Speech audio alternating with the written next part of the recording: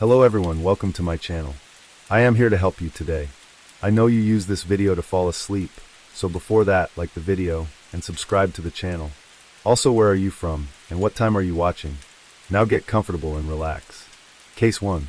On the morning of Friday, October 3rd, 2003, 32-year-old Dave King had just left a gym in Hodgston when a white transit van slowed as it drove past. At that moment, the passenger of the vehicle leant out of the window and fired 26 rounds from an AK-47, 5 of which hit King, killing him instantly.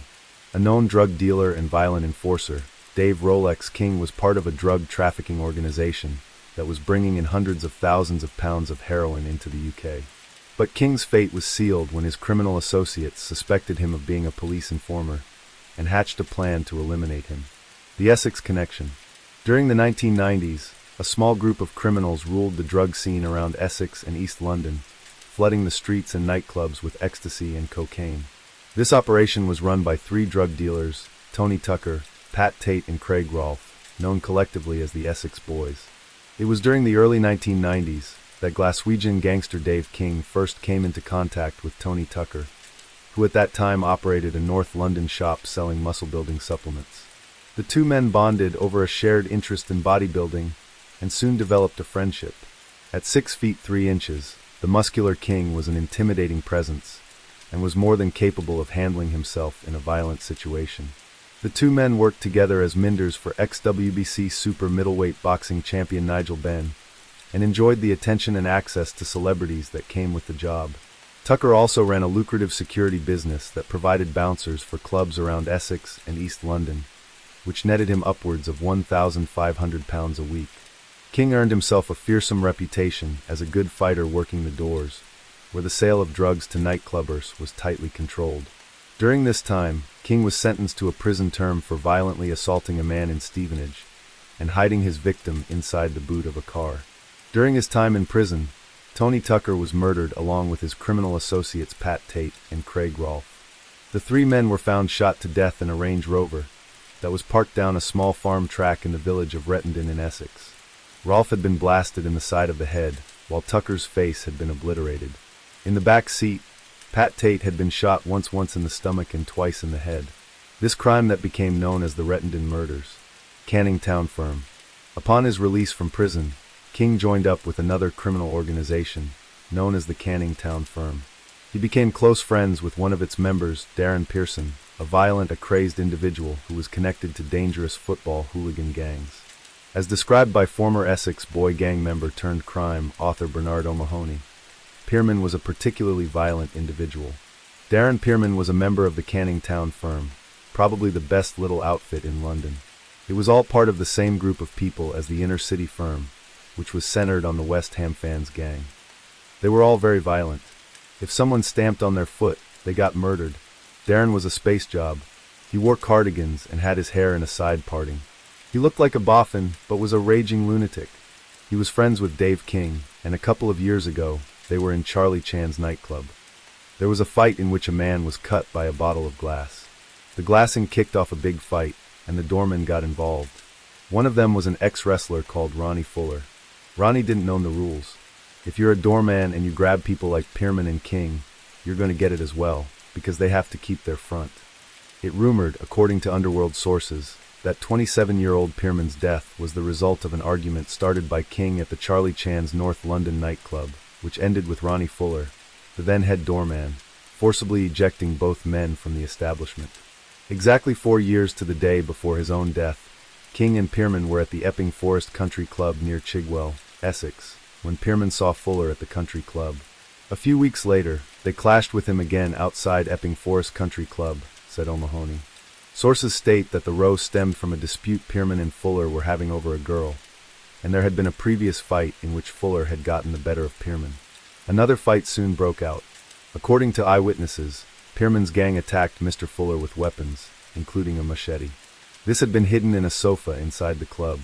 During the scuffle, Fuller wrestled the weapon from Pearman, who sustained fatal injuries. O'Mahony said, Pearman was stabbed and pronounced dead by the time he rolled up to Whipps Cross Hospital in the back of a cab. Pearman's brother was also injured. Several months later, Fuller and an associate were released on police bail over the Pearman murder. On August 29, 2000, Fuller was blasted to death on the doorstep of his home by a hitman riding a motorbike. O'Mahony said, later, a motorbike hitman shot Ronnie twice in the head and 3 times in the chest, killing him outside his home in Grays, Essex, in front of his wife. According to O'Mahony, the Canning Town firm had refused to cooperate with the police investigation into Pierman's murder and announced they would sort it themselves. Ronnie Fuller had moved roughly 20 miles from Loughton, but as O'Mahony put it, it had not been nearly far enough. No one was ever tried for the murder of Ronnie Fuller. According to a police source, investigators suspected the Pierman's father, Christopher Pierman, was behind the killing in retribution for the death of his son. It was later revealed that at the time of the Pierman murder, the Epping Forest Country Club was owned by David Hunt, who is considered one of the most violent gangsters in the United Kingdom, and suspected head of the criminal organization known as the Hunt Syndicate. According to a former member of the Canning Town firm, King's presence within the gang resulted in bitter feuds. John Rawlinson said that King had angered many with his attitude. He joined up with our firm after coming out of prison, much against my better judgment. Once he did, he systematically began to turn everybody against each other, and caused a lot of bad feeling. Once former associate said of King, he was a nice fella in his own way, but you wouldn't want to get on the wrong side of him, while another said, he was a violent bully. Rolex Dave. Police investigations linked King to the lucrative London trade in stolen watches, something that earned him the sobriquet Rolex Dave. King was rumored to sell the stolen watches to the Bratva, or Russian mafia. Around this time, King began forming connections with other criminal groups. King eventually started his own nightclub in Stevenage called the Renaissance. It became known as a notorious center for drug dealing and was closed by the local council for non-payment of rent in 2002. One bar manager in the town said, it was a drugs haven. It was full of them. By the early 2000s, he expanded his criminal activities that included handling stolen property and drug dealing, and had begun trafficking large quantities of drugs into the United Kingdom. This lucrative but highly dangerous business had netted him hundreds of thousands in illicit profit, but also many enemies within the underworld. So lucrative was the drug trafficking business that King lived in a £554,000 home at Ardleigh, Herts, financed through his drug dealing and criminal activities. But Rolex Dave King knew the dangers he faced, and this was the reason why he took precautions wherever he went. One particular incident had caused King to suspect his life was in danger. In June 2002, a heroin shipment was intercepted by customs. A relatively common occurrence, however, this shipment was worth £100,000. King and 4 of his criminal associates were arrested over the 14 kilograms drug seizure. All 5 were charged with drug offenses, however proceedings against King, by then a father of 2, were dropped at an early stage. This prompted one of his co-defendants to shout in court that he was a grass, and soon caused a fallout within the criminal gang. His gangland associates had been harboring fears for some months that their firm had been infiltrated by a police or customs grass, and the ease with which King had got off pointed the finger towards him, said Detective Inspector Paul Maggie of Essex Police. D.I. Maggie said, "This is a tit-for-tat killing. King knew he had a problem, that there was a threat to his life. King took a contract out on Sharma. David Sharma, a one-time friend of King from North London, was so frightened of 6 feet 3 inches, 18 SD King, that he fled to Caen in the south of France and went into hiding under a false identity. When 2 of the other men arrested in the drug seizure along with King and Sharma, Roger Vincent and David Smith, heard about the threat to Sharma, they offered to have King shot in retaliation. Police said that was the motive for King's murder. Vincent from Penn, Bucks, and Smith, who lived in Borehamwood, Herts, contracted armed robber Dean Spencer from Manchester to carry out the hit. 31-year-old Smith armed himself with a Webley .38 pistol, loaded with 5 bullets, and went with another man to King's Stevenage home on September 22, 2003. They became convinced King was waiting for them, and knew his reputation for ruthlessness along with his powerful physique as a bodybuilder that earned him the nickname Muscles. As they suspected, King had been forewarned about a possible threat to his, and was with minder Ian Crocker. During this time, he had also taken to wearing a bulletproof vest. Outside King's home, the 4 men were locked in a standoff before Spencer lost his nerve and fled. Having pulled out of the deal, Roger Vincent became violent when he found he would have to do the job himself. Spencer was later arrested for committing an armed robbery, and under questioning told detectives about the murder plot against King. During his later trial at Luton Crown Court, it was learned he told investigators, "When I saw how big he was and wearing that bulletproof vest, I knew my little gun would be useless against him." The assassination. When Vincent, a 33-year-old gangland debt collector and fixer, heard that Spencer had bottled out, he decided to take matters into his own hands. He enlisted the help of 33-year-old David Smith, who was to act as his driver and also assist with the murder. Aware that King knew about the murder plot against him, and that he routinely took to wearing a bulletproof vest, the two men got a Hungarian-made Kalashnikov AKS-47 machine gun and loaded it with full metal jacket, armor-piercing bullets.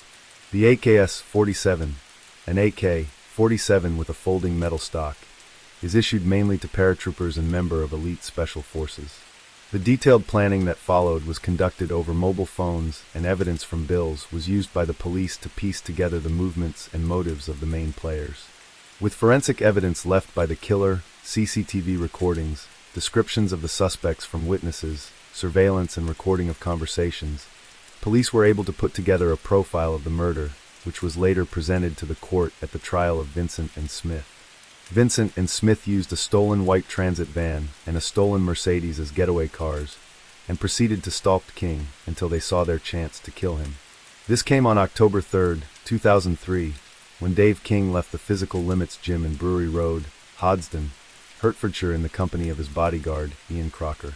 As the two men walked outside, a white van, driven by Smith, pulled up alongside King. In that moment, he must have realized what was about to happen. Sitting in the passenger seat, Vincent opened fired on King with an AK-47 Kalashnikov assault rifle, discharging at least 26 rounds of armor-piercing ammunition. In what was described in court as a classic drive-by assassination, King was struck at close range by 5 rounds from the 3-second burst that hit him in the chest, arm, and leg. He died instantly. Other rounds peppered King's car, others his friend Ian Crocker, and others were later found in the walls of the gym. Dead Inc. Maggie said, "Some of the bullets that hit the gym went through the wall and into the gym. It was the first time that weapon was used in Britain in automatic mode." The killers then made their getaway, torching the vehicles to cover their tracks. The investigation. However, the killers failed to adequately discard of crucial evidence linking them to the crime. Close to the burnout van, police found a discarded plastic glove. Inside was a palm print of David Smith. The day following the murder, a couple were walking beside Braydon Water at Great Yarmouth on the Norfolk Broads.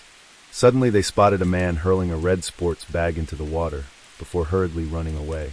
The walkers retrieved the holdall, and inside found it contained an AKS-47 assault rifle and spare rounds of ammunition. Police were able to prove the gun, which had previously belonged to the Hungarian prison authorities, was the same one used to kill Dave King. Further evidence was recovered from the murder weapon. On the lip of the curved ammunition clip they found a trace of Smith's DNA. Meanwhile, on a towel in the same bag, forensic officers found saliva DNA from Vincent, definitively linking him to the crime. Yet further evidence was uncovered on another towel that was found to contain fibers from a unique jute rug which was at a flat used by Vincent. CCTV footage recovered by investigators placed Smith, wearing a distinctive hat, at a filling station in Hoddesdon. Mobile phones transmissions from Hoddesdon to Ken analyzed by police minutes after the shooting indicated that Vincent and Smith had called David Sharma to tell him they had murdered King.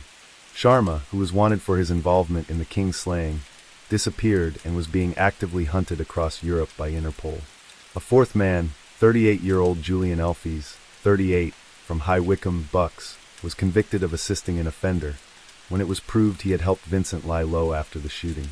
Arrested shortly after the killing, Vincent boasted to detectives under questioning that he made £250,000 in cash every year from a string of clubs he controls in the east of England.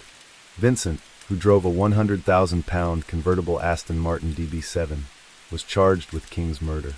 Assets worth £1.6 million were frozen by court order on the grounds that his funds were linked to drug trafficking and money laundering. The assets included his house in Hertfordshire, £1 million property in London, and £7,500 in 4 bank accounts. A detective said, "Whenever we talked to anyone in the underworld about Vincent, we discovered people were terrified of him. He is not a big man physically, but has a fearsome reputation for violence and as a hired gun. For his part in the murder plot, father of four Vincent was sentenced to serve at least 30 years. His criminal associate and getaway driver David Smith was sentenced to a minimum of 25 years for his part in the murder. Elfies was jailed for 5 years for assisting Vincent, while Dean Spencer admitted conspiracy to murder King and was sentenced at a later date. After they were convicted, Mr. Justice Wilkie said, "This was a thoroughly planned, ruthless, and brutally executed assassination of a criminal by a small team. It was committed in a public street during daytime and involved an automatic firearm. It was only by great fortune that no other passers-by were seriously injured or worse." The murder of Dave King had been orchestrated as part of a plot to eliminate him before he managed to kill David Sharma. The two killers were friends with Sharma and offered to wipe out King purely as a favor with no payment involved. Rolex Dave King was a dangerous individual, known for his violent tendencies and criminal activities. However, not everyone remembers him for the crimes he committed. His parents, Jimmy and Norma King, remember their Glasgow-born son as a football-crazy family man. In a statement after his death, they said, "He was ambitious for himself and for his family and wanted the very best for his children." A devout Muslim, David's bodybuilding formed a great part of his lifestyle. He was proud of his appearance and a perfectionist in all that he did. The violent death of Dave King came as a shock to the community in Hoddesdon, but in the criminal underworld, rivalries and killings are not uncommon. Despite this, a police source said, "Whatever someone's past, no one deserves to be killed like this." But it was the way of the world he operated in. Case 2. The story of Pat Tate is one of violence, drug dealing, and murder that continues to intrigue and fascinate decades after the case of the Rettendon murders, in which Tate's gang, the Essex Boys, were found blasted to death in a Range Rover. But who was Pat Tate, and how did he end up living a life of crime? Considered by one of his victims as a bully who deserved what he got, the fate of Pat Tate was inexorably linked to that of his fellow Essex Boys, who would meet their demise on a freezing and desolate country lane. Pat Tate lived a violent life, and naturally came to a violent end. But how he came to become associated with the Essex Boys, a drug-dealing group who controlled the flow of drugs in Essex, can be answered by the then-growing drug trade in the UK.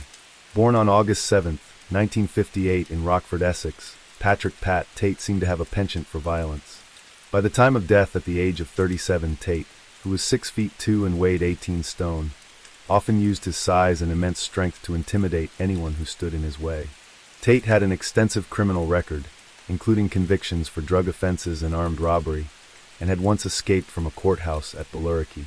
On December 30, 1988, the 30-year-old Tate made a dramatic escape from the dock. Accused of robbery and possession of cocaine, bodybuilder Tate stood before the court. He suddenly lunged at 3 police officers, who were injured, as he powered his way out of the court towards a waiting motorcycle driven by an accomplice. One WPC received a black eye in the altercation, and another officer was kicked in the face as police tried to block Tate's escape. According to police, witnesses inside the courtroom tried to impede the police attempts to restrain Tate. In the aftermath, roadblocks were set up but failed to trap Tate, who, sporting several tattoos and wearing a fawn top, light blue jeans, and a green sweatshirt. Tate subsequently fled to Spain, but was soon extradited back when he made the mistake of going to Gibraltar. Sentenced to 7 years imprisonment, Tate spent his time inside bodybuilding. By this time, he had started taking drugs. With his already violent disposition, Tate fueled his anger with drugs. According to Bernard O'Mahony, a former member of the Canning Town firm, Tate suffered from a drug problem.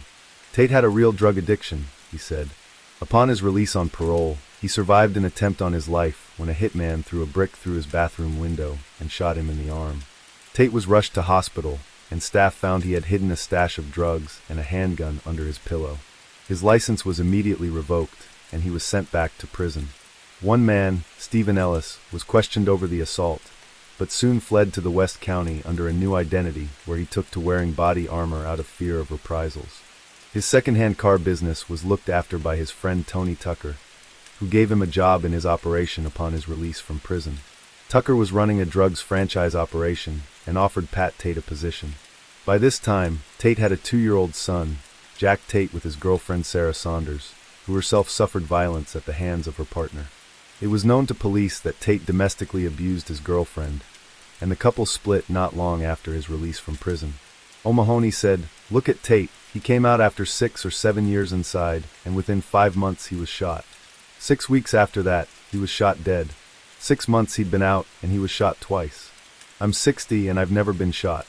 O'Mahony said, "Look at Tate. He came out after 6 or 7 years inside, and within 5 months he was shot. 6 weeks after that, he was shot dead. 6 months he'd been out, and he was shot twice. I'm 60 and I've never been shot." Tate was described by his own mother as a liability who was often high on drugs, which made him paranoid and unpredictable. The night before he was murdered at Rettendon, Tate had telephoned the London Pizza Company in Basildon. He aggressively demanded a specially made pizza with 4 different toppings on each quarter. The manager, 21-year-old Roger Ryle, was busy and annoyed by the caller's attitude and so promptly hung up. Within minutes, Tate turned up at the store. There he picked up the till and smashed it against the wall, then punched Ryle and smashed his head into a glass plate on the sink of the bathroom. Ryle, like many others who encountered Tate, refused to press charges. One associate said of Tate, "A room would darken when he entered it." Another ex-girlfriend of Tate's is Lizzie Fletcher. She provided statements about Tate's behavior on the evening before his murder, offering insights into his activities and state of mind during that time. On the morning of December 7, 1995, Ken Jiggins and his friend, Farmer Peter Theobald, came across a metallic blue Range Rover, parked in front of a locked gate on Workhouse Lane in the small village of Rettendon, Essex. Initially, the 2 men suspected the seemingly sleeping occupants might be poachers. However, as they neared, they could see that 2 men inside were dead. While Jiggins phoned police, Theobald got a closer look and saw that another man was dead in the back seat. At around 8:30 a.m. that morning, Detective Superintendent Ivan Dibley received a telephone call that a triple murder had been committed. A 40-strong squad descended on the crime scene that cold winter morning, which had been a regular spot for courting couples. The passenger was identified as Tony Tucker, Pat Tate's 38-year-old friend and business partner. He suffered a catastrophic facial injury caused by a shotgun blast that almost completely obliterated his features. In the driver's seat was 26-year-old Craig Rolfe, the third member of the firm known as the Essex Boys, who had also been hit by a shotgun blast to the side of his face, leaving a large hole in the side of his head. Taken by surprise, he still had his foot on the brake pedal. The man in the back seat was Pat Tate, his head smashed through the back window after he was shot once in the head and once in the stomach. It had all the hallmarks of a cold-blooded execution, and none of the victims had time to react.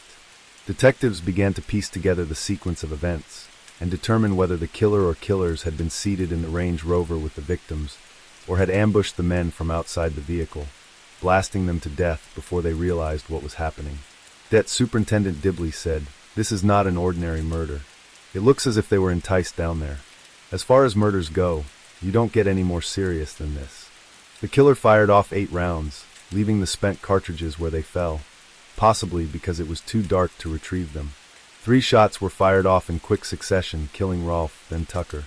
It was surmised that before he could react, Tate was shot in the abdomen.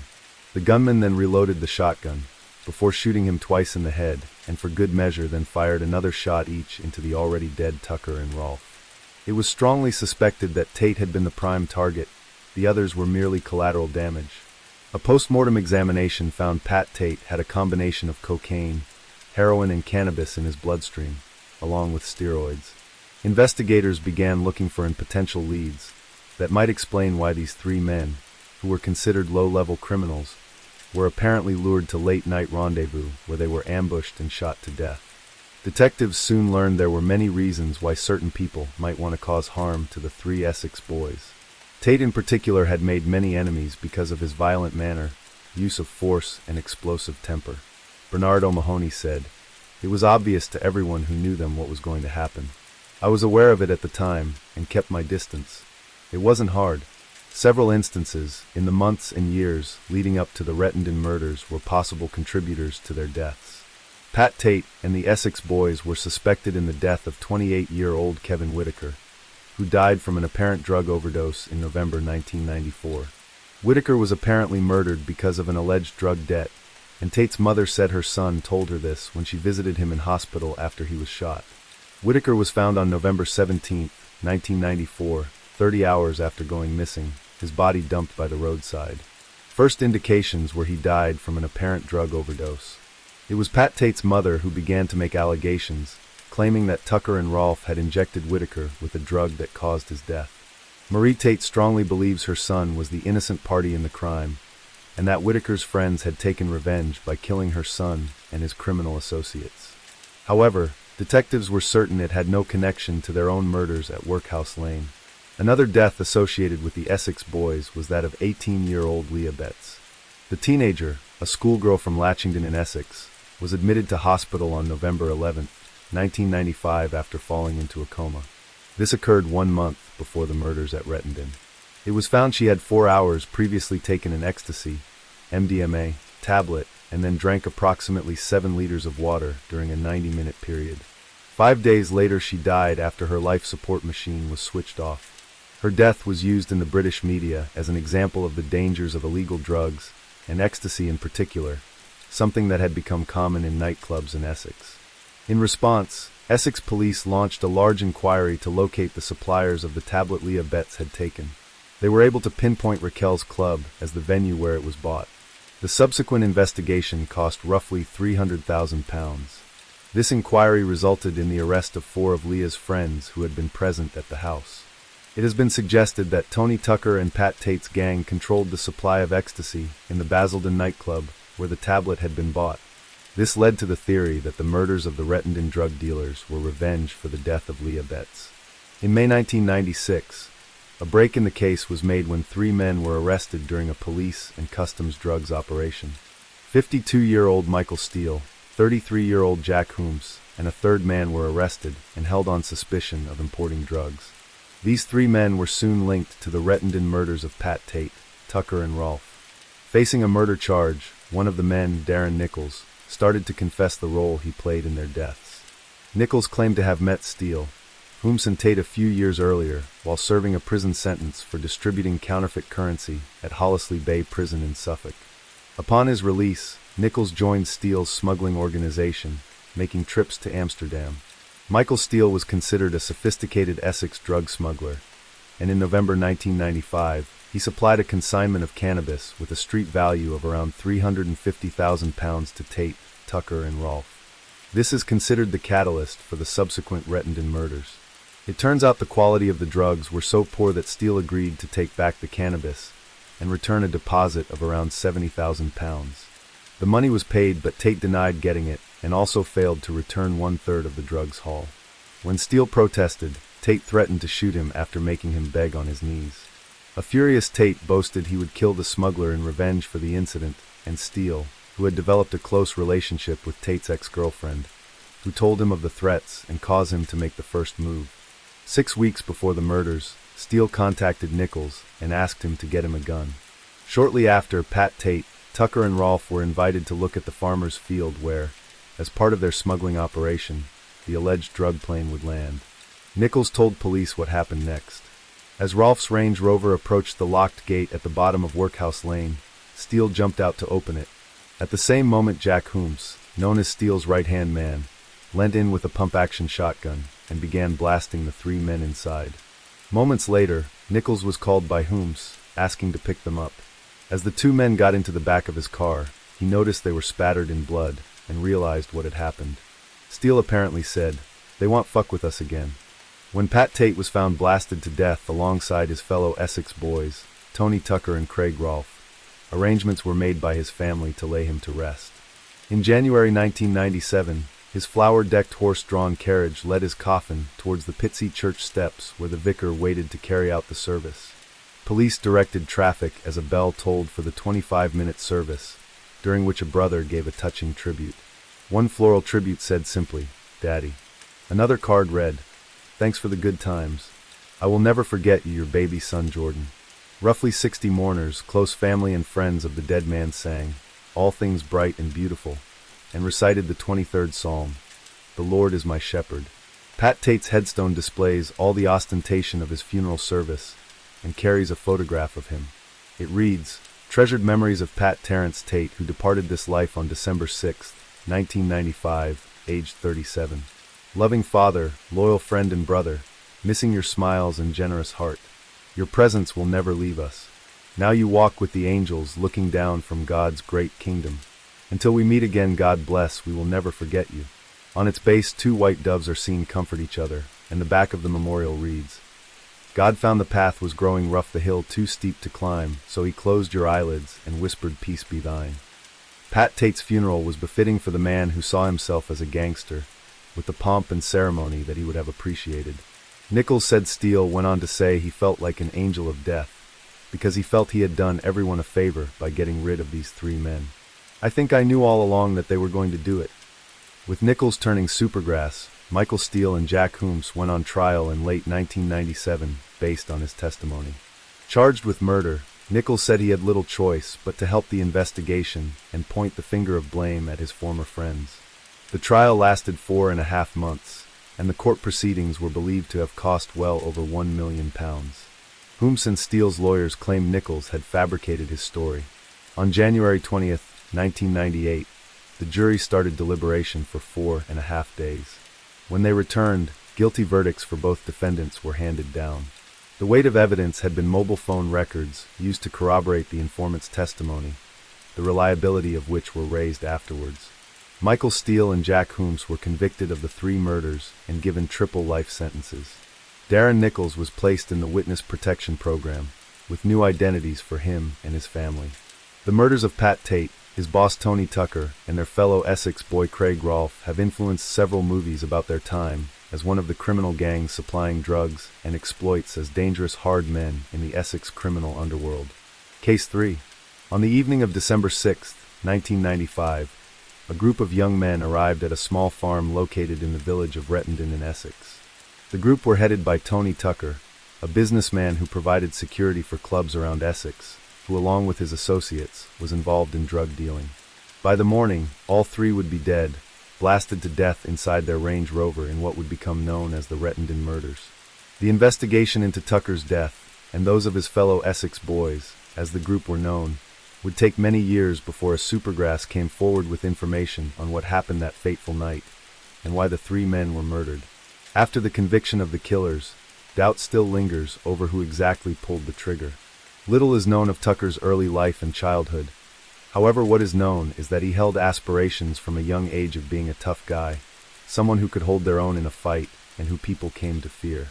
With a taste for expensive things, Tucker strove to get what he wanted in life, even if that meant acquiring it through illegal means. As the leader of the Essex Boys, the drug-dealing gang who operated throughout Essex during the 1990s, Anthony Tony Tucker was a feared figure in the criminal underworld. He operated a security business that provided personnel for clubs around Essex. It was through this line of work that Tucker came to meet boxer Nigel Benn. A bodybuilder who regularly frequented the gym, Tucker started acting as a bodyguard for Benn, alongside minder David Rolex Dave King.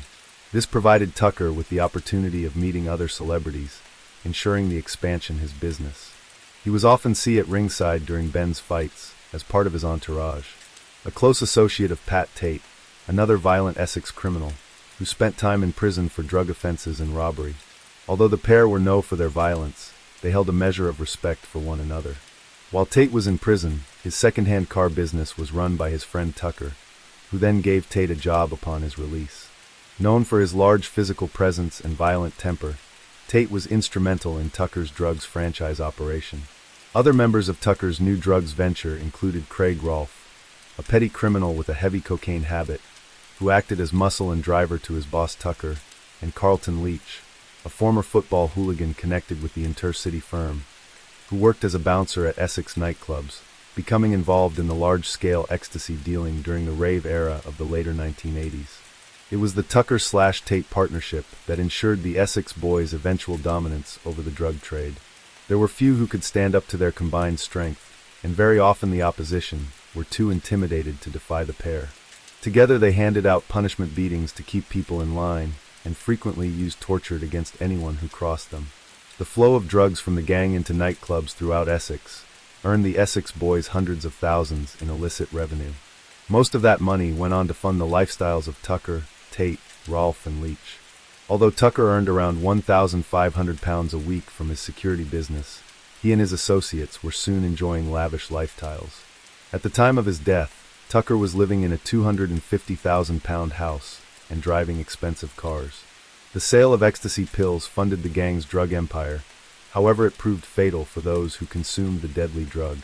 1 month before the deaths of the Essex Boys, schoolgirl Leah from Latchington in Essex was admitted to hospital on November 11, 1995 after falling into a coma. Only hours previously, the 18-year-old had taken an ecstasy, MDMA, tablet and then drank approximately 7 liters of water during a 90-minute period. 5 days later she died after her life support machine was switched off. Although 4 of her friends who had present were arrested, no one was ever charged with supplying the deadly drug. Her death was used in the British media as an example of the dangers of illegal drugs, and ecstasy in particular. In response, Essex police launched a large inquiry to locate the suppliers of the tablet Leah had taken. Leah had bought the tablet from Raquel's Club, a Basildon nightclub, where Tucker's gang allegedly controlled the supply of ecstasy. On the morning of December 7, 1995, 2 men discovered a seemingly abandoned Range Rover, parked in front of a locked gate leading to an angler's carp pond near the shooting area on the land of farmer Ken Jiggins, in the small village of Rettendon. That cold December morning was frosty, however the windshield of the vehicle was clear. When Jiggins and his friend Peter Theobald got closer, they could see 2 men in the driver and passenger seats. Thinking the men were asleep, they went to inspect and found the 2 men, and a third in the back seat, all dead. The 2 men called police, who arrived shortly to seal off the crime scene and preserve evidence.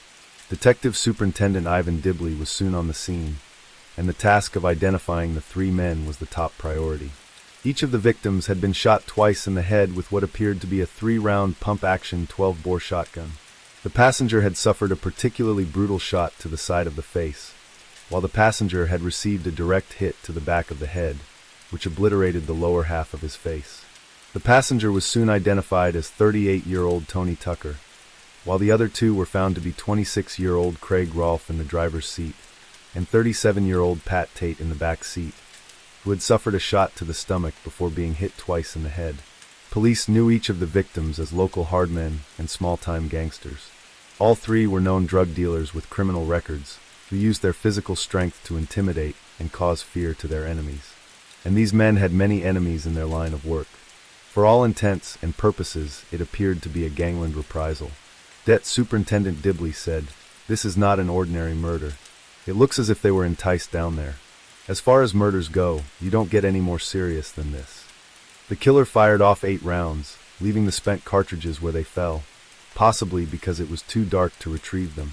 It is possible the killings had been a professional hit, because 2 of the victims died within 2 seconds, while the third, the backseat passenger Pat Tate, had possibly witnessed what happened to his 2 companions and attempted to escape, but was killed soon afterwards. After the murders were announced in the press, there was little outpouring of grief, except from the families and friends of the deceased, with many suggesting the 3 men had gotten what they deserved. Professional boxer Nigel Benn said of his death, "I have known him since I came out of the army. It is very tragic." D.S. Dibley said, "The public aren't too happy either about so much time being spent on such lowlife. But my job isn't to moralize. The killers have to be caught. There has been no tit for tat yet, and it has surprised me a little." None the families of the dead men cooperated with police inquiries, and Dibley believed they had a good idea who committed the murders, but were scared.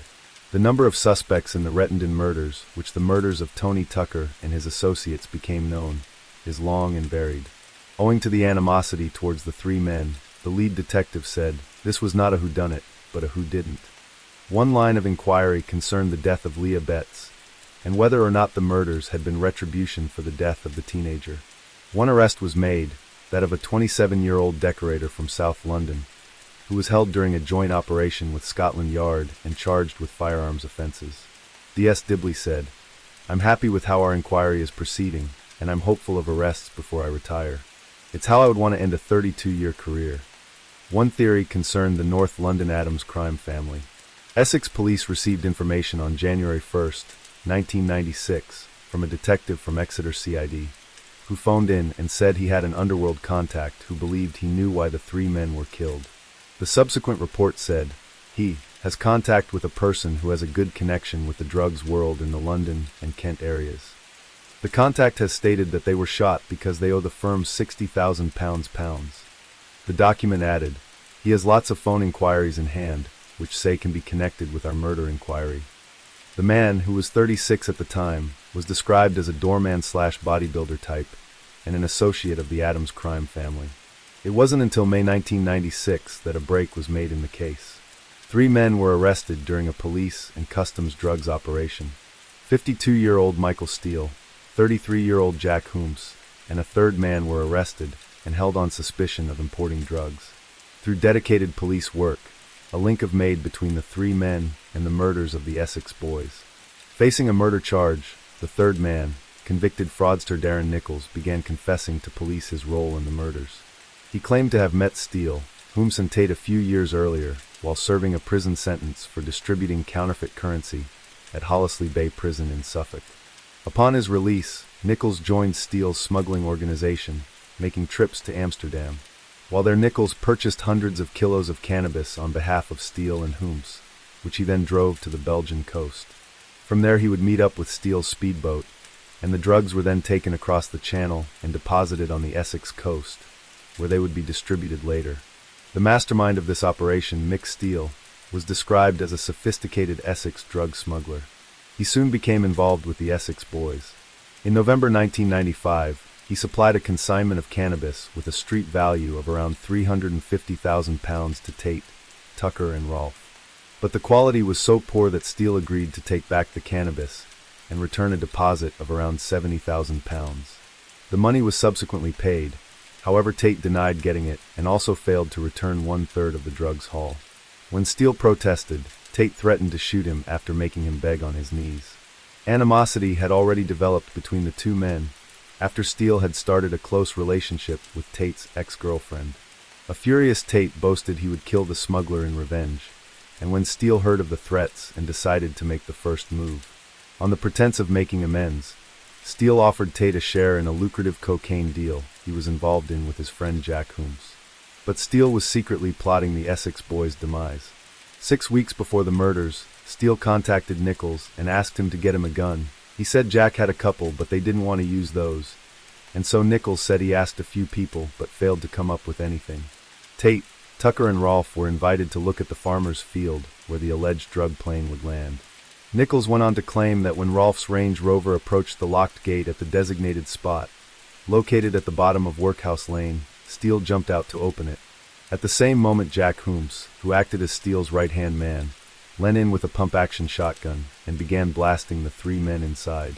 Mere seconds later, Nichols got a call from Hooms on his mobile asking him to pick the 2 men up. He said it was only when they climbed into the back of his car, spattered in blood, that he realized what had happened. In his testimony, Nichols claimed that during the journey home, Steele had said, "They want fuck with us again." Fearing he would become an accessory to the murders, Nichols continued to sell drugs on Steele's behalf, but decided to come forward with information on the killings after he received threats from Steele. In late 1997, the 2 men went on trial charged with the murders of Tony Tucker, Pat Tate, and Craig Rolfe. On January 20th, 1998, the jury at the Old Bailey deliberated the evidence for 4.5 days before returning guilty verdicts for both men. The weight of evidence had been mobile phone records used to corroborate the informant's testimony, the reliability of which were questioned only afterwards. Mick Steele and Jack Hooms were given triple life sentences. Darren Nichols was placed in the Wintest Protection Program, given a new identity along with his family. Even now, Nichols has said he fears revenge for breaking the criminal code and ratting on his friends. Subsequently, a £250,000 price was put on his head. The dark history of the Rettendon murders is forever tied to the Blue Range Rover.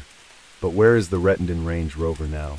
Nearly 3 decades after the Rettendon murders, the infamous Blue Range Rover, where Pat Tate, Tony Tucker, and Craig Rolfe were executed, has resurfaced in the hands of a private collector. According to reports by the Daily Star, the vehicle is now being sold for an astonishing £100,000. Car collector Jake Hurst claims to own the 1988 Range Rover Vogue SE and initially listed it for £15,000, admitting that the vehicle creeps him out and has an unpleasant odor inside. However, he later increased the asking price to £100,000. The vehicle, which was released by police in 1998 and has changed hands multiple times since, is currently listed as off-road, with its last MOT expiring in 2009. Despite the hefty price tag, Some skeptics doubt whether the car is truly the same one from the notorious Essex Boys murders. Hearst insists it is the real deal, claiming he keeps it in a yard with fake plates to prevent theft. Whether authentic or not, the vehicle remains a macabre piece of British crime history. Early in the investigation, London-based gangster Billy Jasper admitted to detectives he was the real killer's getaway driver. When he was arrested for armed robbery, he confessed to Met detectives that he was given £5,000 to drive a hitman, referred to only as Mr. D, to the murder scene. Jasper even gave evidence at the trial, asserting he was the real getaway driver, but was prevented by the judge from giving any names. The real mastermind behind the Rettendon murders was, according to Jasper, money launderer Patsy Bolt Eyes Clark, who laundered money from the infamous Brinks-Mat robbery, carried out in November 1983, during which £26 million worth of gold bullion, diamonds and cash was stolen from a warehouse operated by Brinks-Mat. One of those arrested over the heist was Patsy Clark, who in 1992 was jailed for 6 years for helping to launder £4.2 million of the proceeds from the Brinks-Mat robbery. According to Jasper, it was Clark who ordered the murder of Tony Tucker. Met Police DCI Dave McKelvey said they had the name of a major criminal, said to be behind the murder, the gunman, a credible motive and intelligence linking Tucker and money from the robbery. However, this line of inquiry was never seriously considered by investigators. DCI McKelvey added, they also had the account of a man claiming to be the getaway driver, but chose to dismiss what he said because it did not fit with their theory about whomson steal. Patsy Clark, a former scrap dealer and nightclub owner, was never questioned by police. Case 4. Craig Rolfe, a name synonymous with the infamous Essex Boys gang, remains an intriguing figure of mystery in the annals of British true crime. His life, marred by criminal activities and a violent end, paints a picture of the darker side of Essex's underworld in the mid-1990s. This article delves into the life of Craig Rolfe, exploring his rise in the criminal world and his crucial role in the Essex Boys drug gang. Craig Rolfe's notoriety in the criminal underworld is largely due to his involvement with the Essex Boys drug gang. This gang, known for its ruthless approach and control over the drug trade in Essex, saw Rolfe rise as a significant and important member of the gang. His activities were not limited to drug dealing, but included a range of criminal activities, earning him a reputation as a well-known figure in the Essex criminal underworld. Born in London's Holloway prison, Rolfe's criminal activities extended beyond the drug trade, and he became involved in various criminal acts that served to bolster his reputation. While detailed records of his crimes are limited, it is known that his influence in Essex's criminal underworld was substantial. His dealings often put him in the crosshairs of police attention, yet he always managed to evade significant legal repercussions for most of his criminal career. While much of Craig Rolfe's life was shrouded in the activities of the Essex Boys gang, there was another, more personal side to him.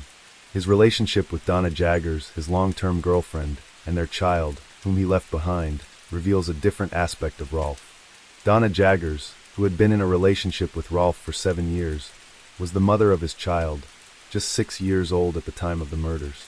Her emotional response to the tragedy, breaking down in tears in front of journalists, highlighted the profound personal loss behind the publicized criminal facade. The current whereabouts of Donna Jaggers are unknown. In her statement to police, Jaggers detailed Rolfe's involvement in drug dealing and weapons transactions, including the acquisition of a machine gun shortly before his death. After the murders, she discovered the gun in a holdall and eventually turned it over to authorities.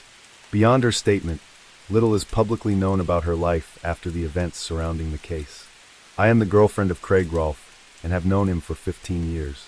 We first met when I moved to Basildon with my parents. I started going out with Craig when I was 18, but that was quite a casual relationship. In 000088, just after my 19th birthday, we started a serious relationship, and soon after that I moved in with his parents at Basildon. I fell pregnant, and in 001289, I gave birth to our daughter Georgie. We had moved into a hostel, and were then given 105 spurriers laid on. During this time Craig was working on building sites doing dry lining. We then moved to 21 Bardfield, Vange, but I cannot be sure of dates or when this was. In 000394 Craig bought 8, Calshot Avenue, Chafford 100 Grays. The house at Bardfield was in my name, and I managed to swap this house through the council for my current address. The neighbors at Bardfield were very nosy, and I wanted to avoid problems due to the fact that I only went back there once a week to collect mail, etc.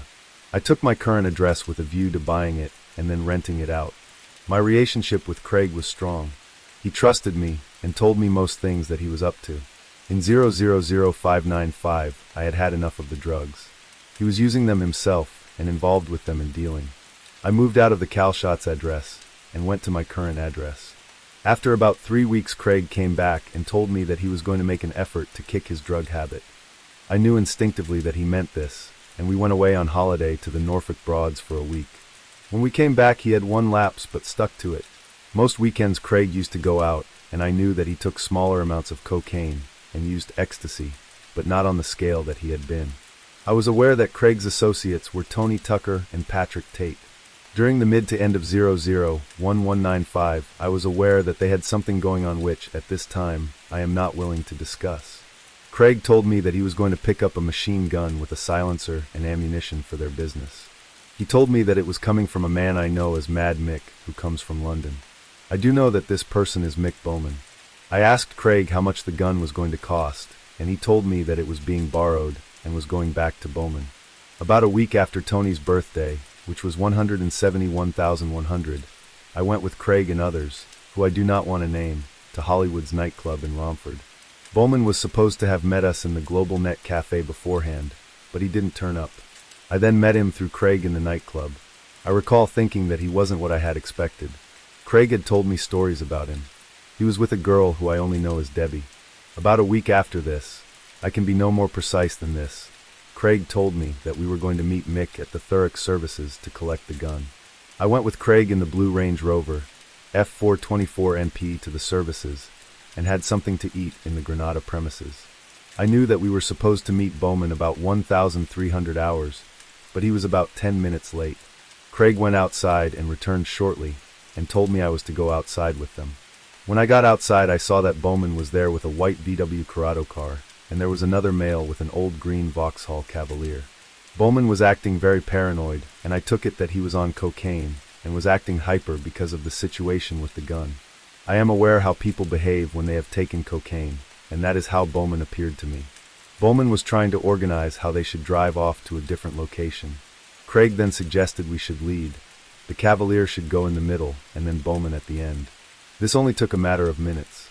Craig and I then got into the Range Rover and drove onto the A13 and traveled along to the Five Bells roundabout. We then came all the way around the Five Bells roundabout, and Craig pulled up onto the Eastern Garage's parking area. The Cavalier parked behind us, and Bowman parked the Coracle behind that. We all got out, and I started to walk away to stay out of the way. I saw a blue/gray holdall come out of the boot of the Cavalier and go into the boot of the Range Rover. The driver of the Cavalier was a small man about 5 feet 6 inches tall, early 20s or early 30s, of thin build. He had short cropped hair and wore glasses. I did not hear him speak. I am unable to say who took the holdall out of the Cavalier, but I believe Craig would probably have put it in the Range Rover, because he was impatient like that. Craig called me back to the car, and I got into the front of the Range Rover. I recall Bowman got into the back of the car and told Craig that he wanted the Range Rover once Craig had finished with it. Bowman then got out of the car, and Craig and I drove off and went to Patrick Tate's bungalow in Gordon Road, Basildon. Craig had told me that Tate had spoken with the garage proprietor at Eastern Garage as a man called Barry Dorman, and told him that he had to buy Bowman's Corrado. I was aware that Bowman was going to stay behind at the garage and speak to Dorman about this. I recall seeing the two men walking towards one another when I was in the Range Rover. When we arrived outside Pat's house, Pat and Tony Tucker were sitting in Anna Whitehead's, Tucker's girlfriend, Suzuki Vitara. I cannot remember if Craig had spoken to them on his mobile phone prior to arriving at the house. Tony and Pat got out of the Vitara, and Craig took the holdall and gun from the boot, and all three went into the house. Sarah Saunders was at this time moving her stuff out of the house with the help of two friends. I didn't want to get involved in what was potentially a difficult situation, so I stayed in the car. Craig was in the house for about 10 to 15 minutes, and then returned to the car with the holdall and gun. He put the items back in the boot, and then drove to 108 Mill Green, where the gun and holdall were put into the loft. On the way from Gordon Road, Craig was saying how pleased they were with it, and how much damage it could cause. I did not see the gun at this time.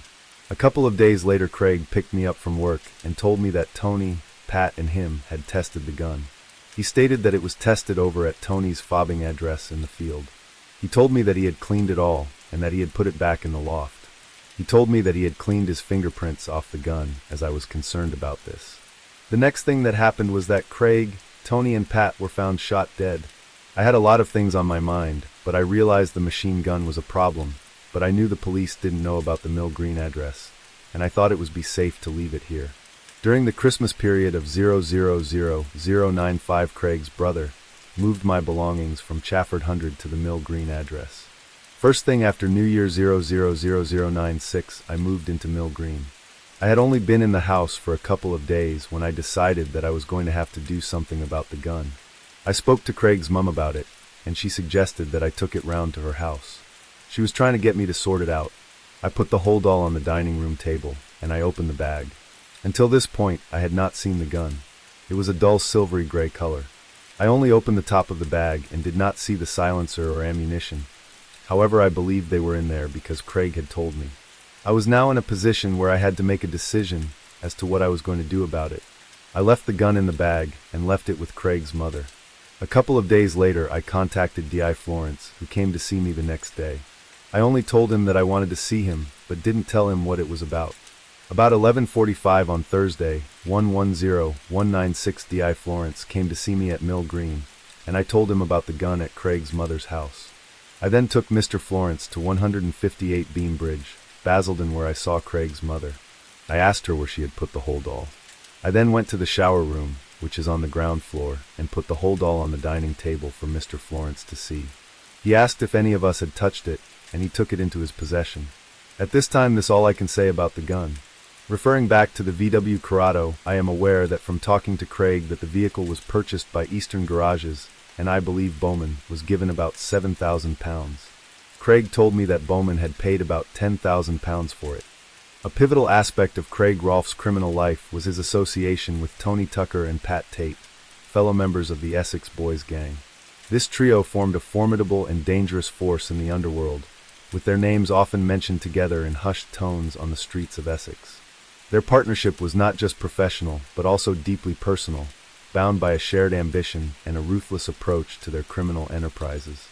He acted as a driver for his boss Tony Tucker, and was, according to his neighbors, a keen motorist who always had different cars on his drive as though he was a car dealer. There were rumors that he was involved with stealing cars and selling drugs, one said. One time I saw the police literally dismantling a car on his drive. According to neighbors, they had little contact with Rolfe and his family, who seemed quite secretive. They were rarely seen, one resident said. It was through his addiction to drugs that Rolfe became acquainted with the other Essex boys, who were heavily involved in dealing drugs. The Rettendon murders, a term that intrigues anyone familiar with Essex's criminal history, refer to the brutal killing of Craig Rolfe, Tony Tucker, and Pat Tate on December 6, 1995. This heinous crime occurred on a quiet country lane in Rettendon, marking a turning point in the history of organized crime in the area. The three men, well-known members of the Essex Boys gang, were found dead inside a Range Rover. The victims of a cold-blooded execution-style killing, each had been blasted by a shotgun at close range. Detectives believe the killer fired off 8 rounds and left the spent cartridges where they fell, with no desire to retrieve them. The 3 shots were fired off in quick succession, hitting Rolfe first, then Tucker. It was surmised that before he could react, Tate was shot in the abdomen. The gunman then reloaded the shotgun, before shooting him twice in the head, and for good measure then fired another shot each into the already dead Tucker and Rolfe. Craig Rolfe had been taken by surprise, as both his hands were still on the steering wheel and his foot still pressed on the brake. There was a 2-inch round entry wound behind his ear that exited out through his mouth, and blood seeped out of the car. Detective Superintendent Ivan Dibley, who was leading the Rettendon murder investigation, believed Tate was the target. The others were merely collateral damage. The gruesome discovery of their bodies was made the following morning by local farmers, who found their blood-spattered Range Rover. The sight of the lifeless victims, slumped inside the vehicle, sent shockwaves through the community, and saw the start of one of the most extensive murder investigations in Essex's history. A newspaper article covering Craig Rolfe made mention of the funeral of drug baron Craig Rolfe, shot dead in a gangland ambush at Rettendon, was held yesterday. A cortege of 20 cars followed a horse-drawn carriage carrying the coffin from his mother's house in Beambridge, Pitsea, to St. Gabriel's and on to the cemetery. Mourners heard the Rev. Laurie Blaney say words by Rolf's partner Donna Jaggers, 26, and his mother Lorraine. Rolf, 26, of Chafford Hundred, was shot in a Range Rover on a remote track on December 6. The funerals of Patrick Tate, 37, of Gordon Road, Basildon, and Anthony Tucker, 38, of Fobbing, murdered with him, were taking place today. Several theories have surfaced regarding the motive behind these murders. Some suggest their deaths were related to the drug underworld in which they operated, others point to internal gang rivalries, and a few even link the killings to the death of Leah Betts, a young girl who died after taking an ecstasy tablet rumored to have been supplied by the Essex Boys. Despite extensive speculation, the true motive behind these murders remains a subject of debate and mystery. The investigation into the Rettendon murders was both complex and extensive, involving numerous police resources. In January 1998, after more than 2 years of working the case, police arrested Jack Hooms and Michael Steele, who were later convicted for the 3 murders. This conviction was largely based on the testimony of police informant Darren Nichols, who was a former associate of the accused. Operation Century, conducted by Essex Police with assistance from the Royal Ulster Constabulary Special Branch, RUC, was a high-stakes sting operation focused on the infamous Rettendon murders involving Craig Rolfe and 2 other members of the Essex Boys gang. Initiated in response to these brutal killings in December 1995, this operation sought to apply pressure on individuals suspected of having knowledge about the murders, in an effort to gather evidence and incriminate the culprits. Tactics and controversies. The operation, however, was marred by controversies and questionable tactics. Essex Police, under the pretext of the renewed Irish Republican bombing campaign, including the 1996 Docklands bombing, employed intimidating and threatening strategies. Undercover officers made harassing phone calls to the suspects and their families, posing as Republican drug runners from Belfast. These calls involved foul language and threats, which in some cases could be construed as death threats. One particularly affected individual was Donna Jaggers, the girlfriend of Craig Rolfe, who was misled to believe that these terror tactics were being employed by Belfast-based Republicans. She turned to Essex Police for assistance, unaware that the police themselves were behind these calls. The impact of these tactics on Jaggers and other victims, already grieving and distraught, was profound and deeply criticized. The methods used in Operation Century were eventually deemed illegal and counterproductive. During the trial for the Rettendon murders, tape recordings of the threatening police phone calls were presented in court, revealing the increasing threats as the operation unraveled. The suspects did not believe the undercover officers' claims of Belfast Republicans funding Essex criminal activities, leading to the operation's failure. This operation drew significant media attention and criticism, particularly for its senior officer, Detective Superintendent Ivan Dibley. Comparisons were made to a previous controversial undercover operation, Operation Edsel, which involved the Rachel Nichol murder case. The tactics used in Operation Century, like those in Edsel, were criticized for their ethical breaches and inefficacy. Operation Century remains a contentious chapter in the investigation of the Rettendon murders, illustrating the complexities and ethical challenges faced in high-profile criminal investigations. The operation's tactics, though intended to solve a heinous crime, crossed legal and ethical boundaries, affecting the lives of those connected to the case and stirring debate within law enforcement and the public. Hooms and Steele were sentenced to life imprisonment after a trial at the Old Bailey. However, the reliability of the evidence, particularly mobile phone records used to corroborate the informant's testimony, was called into question. Over the next 2 decades, both men challenged their convictions, albeit unsuccessfully. In a significant development, Jack Hooms was released from prison on license in January 2021 after serving 23 years. His sentence was reduced by 2 years in 2018 due to his exemplary conduct while incarcerated. Craig Rolfe's legacy extends beyond his life and the infamous Rettendon murders. His story has inspired several crime dramas and documentaries, reflecting the enduring fascination with the Essex Boys saga. Films like Essex Boys, 2000, Rise of the Foot Soldier, 2007, and Bonded by Blood, 2010, draw inspiration from the events surrounding Rolfe and his associates. These portrayals have kept the memory of the Rettendon murders alive in popular culture, illustrating the ongoing interest in this dark chapter of Essex's history. Craig Rolfe's journey from an obscure figure in Essex to a central character in one of the most notorious crime stories in British history is both compelling and cautionary.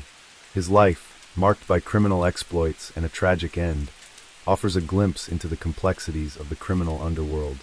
The Rettendon murders, his involvement in the Essex Boys gang, and the impact on his family and community continue to fascinate and horrify in equal measure. Case 5. On November 11, 1995, a young woman named Leah Betts was admitted to hospital for a suspected drug overdose. That evening she had been out celebrating her 18th birthday with friends at an Essex nightclub, where it was alleged she had taken an ecstasy tablet. 5 days later, Leah Betts died from the effects of the drug, which was used by the British tabloid media as an example of the dangers of drugs. For many young people turning 18, a night out drinking and partying is seen as a rite of passage, that final journey from childhood to adulthood. From that point onwards, they can legally buy items and do things that were once forbidden. For Leah Betts, it was meant to be a happy event, but her celebration soon turned tragic. Just 10 days after her 18th birthday, Leah Betts, a schoolgirl from Latchington in Essex, decided to go partying with friends at one of the many nightclubs in the area. At some point in the evening, the group of friends went to Raquel's club, where one of them bought a bag of ecstasy, MDMA, tablets from a dealer that were stamped with an apple symbol. It is unknown who provided a tablet to Leah Betts, but 4 hours after taking one, and after drinking approximately 7 liters of water during a 90-minute period. This was following common advice at the time to drink more fluids after taking an excessive dancing post-drug that could lead to dehydration, which in turn exacerbating her hyponatremia, a symptom known as SIADH. As a result, Leah began drinking an unsafe amount of water. With the drug affecting her bodily systems, she felt unwell and was taken to Broomfield Hospital in Chelmsford, where she would remain until she died, just 5 days later when the life support machine keeping her alive was turned off. This decision was taken by her family, who were told she would not recover from the effects of the drugs she ingested. A post-mortem found that because of the drug's effects of her bodily functions, she was unable to relieve herself after drinking so much water. As a result, she suffered water intoxication and hyponatremia, which led to her brain swelling. This is what caused her to fall into a coma, from which she never recovered. Sat at her bedside was her father Paul Betts, an ex-policeman, her stepmother and her brother William, who was 7 years younger. Look what can happen when young people don't listen. One tablet could end her life. What sort of a buzz is that, for God's sake? She's 18, said Paul. I don't know whether she is going to see 19. At the inquest, it was stated by toxicologist John Henry, who had previously warned the public of the danger of MDMA causing death by dehydration. If Leah had taken the drug alone, she might well have survived. If she had drunk the amount of water alone, she would have survived. The death of Leah Betts was a direct result of the ecstasy, MDMA, tablet she was supplied and had taken, and so Essex police launched a large inquiry to locate the suppliers of the tablet she had taken. A team of 35 officers were able to pinpoint Raquel's club as the venue where it was bought. Detectives arrested and charged 4 of her friends who had been present at the house as a result of the investigation. Of these 4, only 2 were prosecuted. One received a conditional discharge, while the other was acquitted after a retrial. The identity of the dealer remained a mystery, as did the group behind the supply of drugs, with the whole investigation cost roughly £300,000. The death of Leah Betts caused fear and shock across Britain, with many parents worried about dangers such drugs posed to their children. Leah was a young woman from a middle-class family, who, it was believed, had never done drugs before. The British press used the incident as a prime example of the dangers of drug use. Every so often an event occurs which shocks us out of our apathy. The tragedy of Leah Betts is such an event, Liverpool Echo journalist Walter Huntley said at the time. Police confirmed that the drug Leah had taken was not contaminated, and that she had died from the effects of the drug on its own. 1 month after the tragic death of Leah Betts, the bodies of 3 men were found inside a Range Rover on a quiet country lane in Rettendon. The victims, who had been shot to death inside the vehicle, were later identified as local drug dealers Tony Tucker, Pat Tate and Craig Rolfe, who were known as the Essex Boys. It soon became reported in the press that Tucker's gang had been responsible for the control of drugs in Raquel's club, the Basildon nightclub where the ecstasy tablet that caused Leah Betts' death had been bought. This in turn led to the theory that the murders of the Essex Boys was in retaliation for her death. The father of Leah Betts, a retired Met firearms officer, was even pulled in for questioning over the shootings. Paul Betts said, "I nearly got nicked for the murders. At the time I was running a clay pigeon shooting business, and the police took all my guns. But I hadn't heard of any of the murdered three."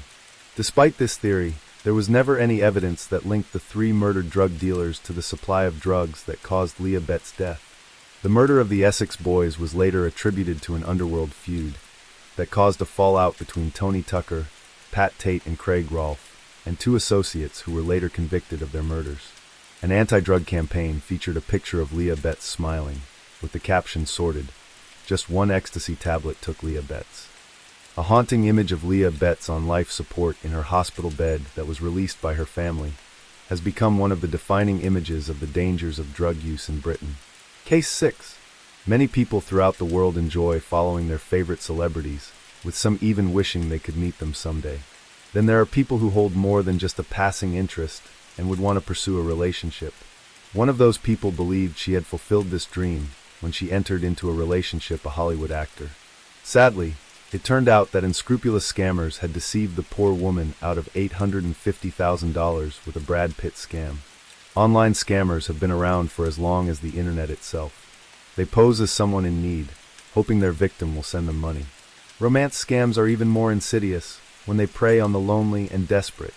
In the U.S. alone, more than 64,000 Americans were scammed out of a total of over $1 billion in 2023. This was double the $500 million just 4 years earlier. On January 12, 2025, French broadcaster TF1 aired a program about a woman who reportedly believed she had been in a committed relationship with Hollywood actor Brad Pitt for a year and a half. When the story attracted national attention, the broadcaster withdrew it after the victim began receiving mockery from online social media posters. The 7 to 8 program gave details about the scam, in which the victim, 53-year-old interior designer Anne, had lost her life savings and tried to take her own life 3 times since the scam came to light. TF1 announced it had removed the show on, and after her testimony had sparked a wave of harassment. Despite its removal, the program can still be found online. Further mockery came from Netflix France, who put out a post on X advertising for films with Brad Pitt for real. The post was later deleted, while French football club Toulouse FC made a formal apology to, and after it said, "Hi Anne, Brad told us he would be at the stadium on Wednesday, and you?" It was explained in the program that Anne was first contacted by someone when she downloaded Instagram in February 2023. At that time, she was still in a marriage to a wealthy entrepreneur. The individual who made contact claimed to be Brad Pitt's mother, Janice, who told her son needed a woman just like her. The next day, someone claiming to be Pitt messaged Anne, which immediately made her suspicious. "At first I said to myself that it was fake, that it's ridiculous, but as someone who isn't very used to social media, I didn't really know what was happening to me," she said. The two began a lengthy correspondence, and at one point, the person claiming to be Brad Pitt said he tried to send her luxury gifts. He then went on to explain that he was unable to pay customs on them, as his bank accounts were frozen. This was due, he said, to the divorce proceedings with actress Angelina Jolie, and promptly transferred €9,000 to the scammers. "Like a fool, I paid. Every time I doubted him, he managed to dissipate my doubts," she said. The request for more money continued, and the pressure was increased when the fake Pitt said he needed money to pay for kidney cancer treatment. In an effort to convince her, the scammer sent multiple pictures depicting the 61-year-old actor in a hospital bed, with bandages wrapped around his head, and even one of him on the operating table. Unbeknownst to Anne, these were AI-generated images. However, when she tried to confirm if they were real, she found nothing that made her suspicious. "I looked those photos up on the internet, but couldn't find them, so I thought that meant he had taken those selfies just for me," she said. Around this time, Anne and her husband divorced, and she was awarded €775,000 as her share of the proceeds of their assets. Every euro of this money would eventually be sent to the scammers. Anne, whose own cancer is in remission, believed she was helping Pitt by sending him more and more money. "I told myself I was maybe saving a man's life." Anne's own daughter, aged 22, told the TF1 program that she knew what her mother was doing and tried to get her mother to see reason for the better part of a year. However, Her mother was excited about her celebrity relationship.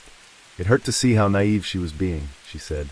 In early 2024, gossip magazines began reporting that Pitt was in a new relationship. This made her suspicious. However, scammers were one step ahead and sent her a fake news report in which an AI-generated news anchor talked about Pitt being in an exclusive relationship with one special individual, who goes by the name of Anne. This settled Anne's suspicions for a time.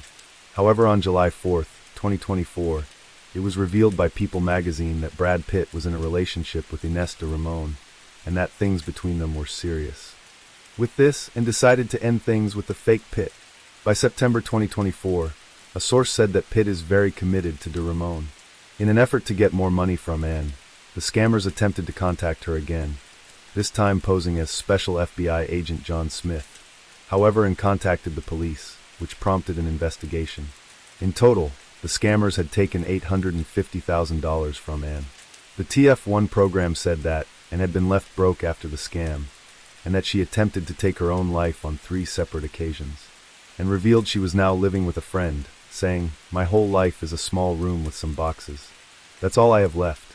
Although she was taken in by the scam, she said that anyone could have fallen for the it if they were told words that you never heard from your own husband, adding, "Why was I chosen to be hurt this way? These people deserve hell," a tearful Anne said. "We need to find those scammers. I beg you, please help me find them."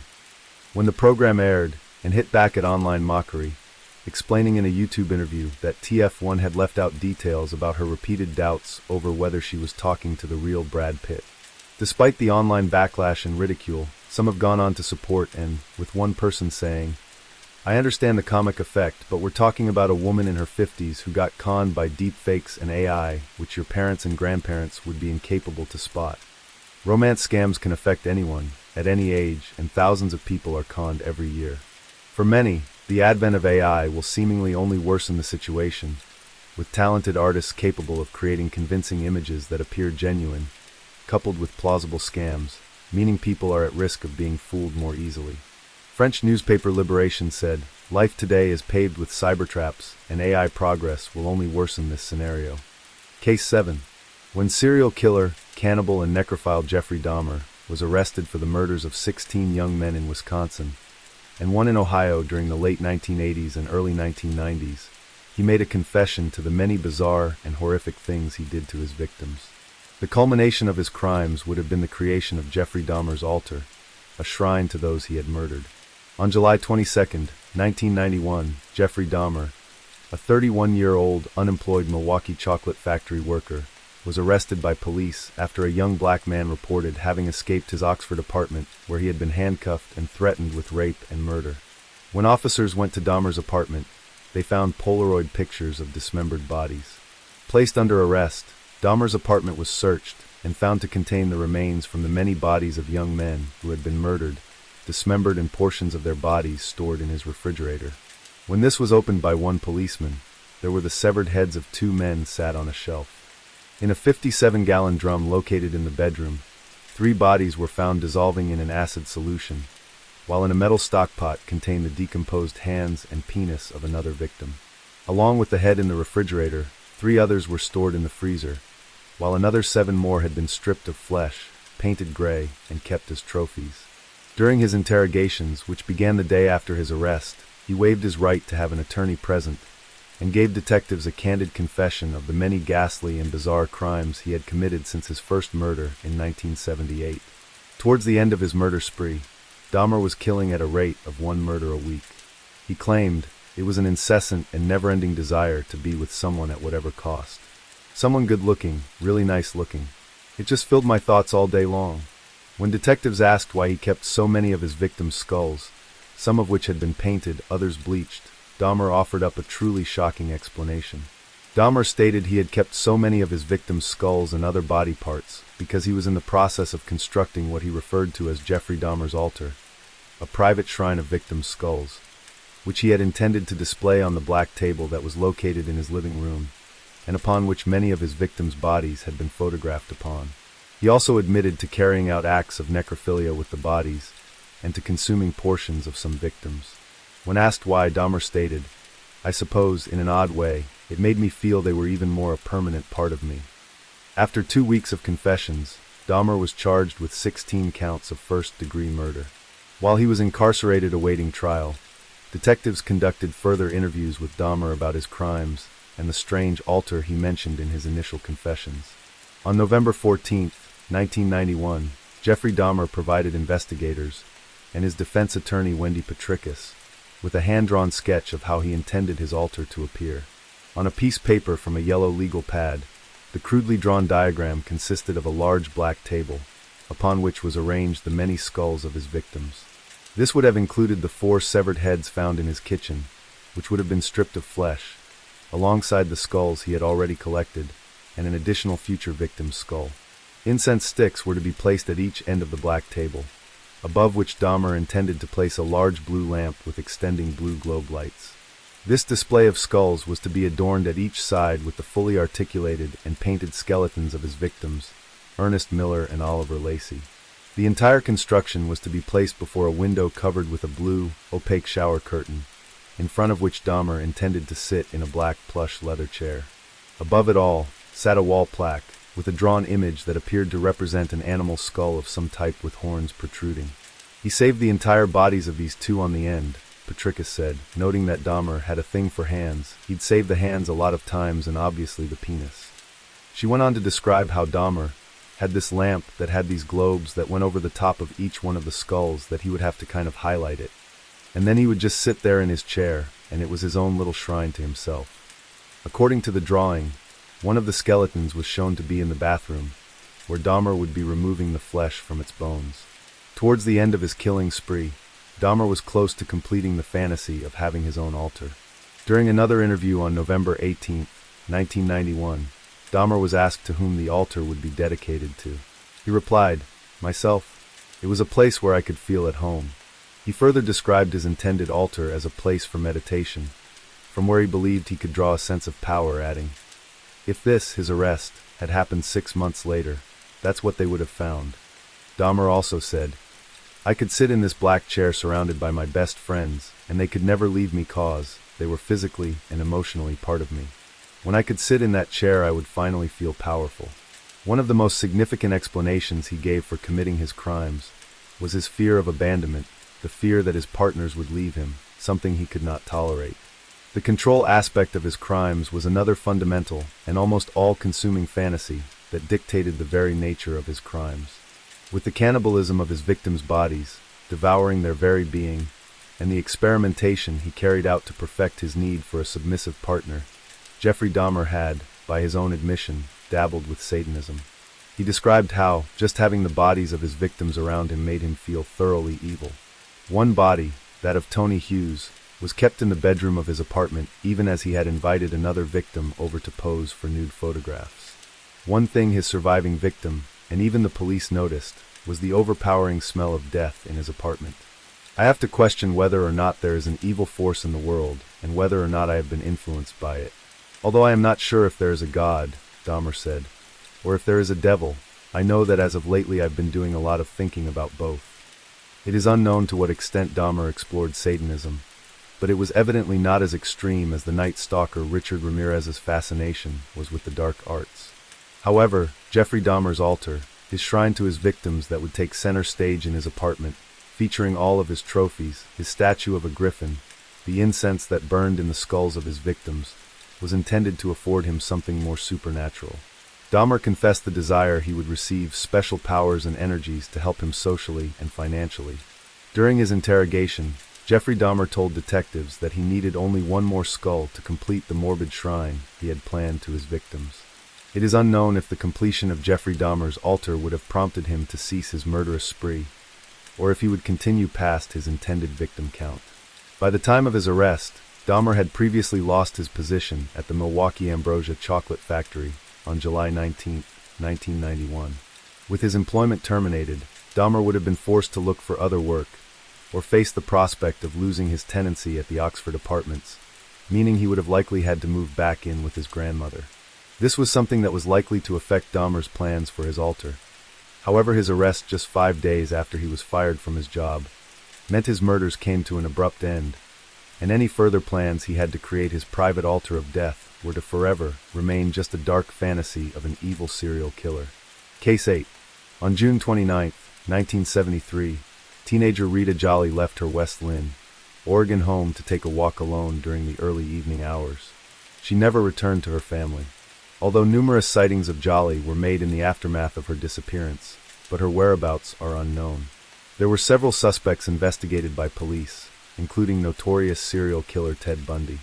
On the evening of June 29, 1973, 17-year-old Rita Jolly decided to take a late-night walk at around 7:15 p.m., something that was normal, which she did often.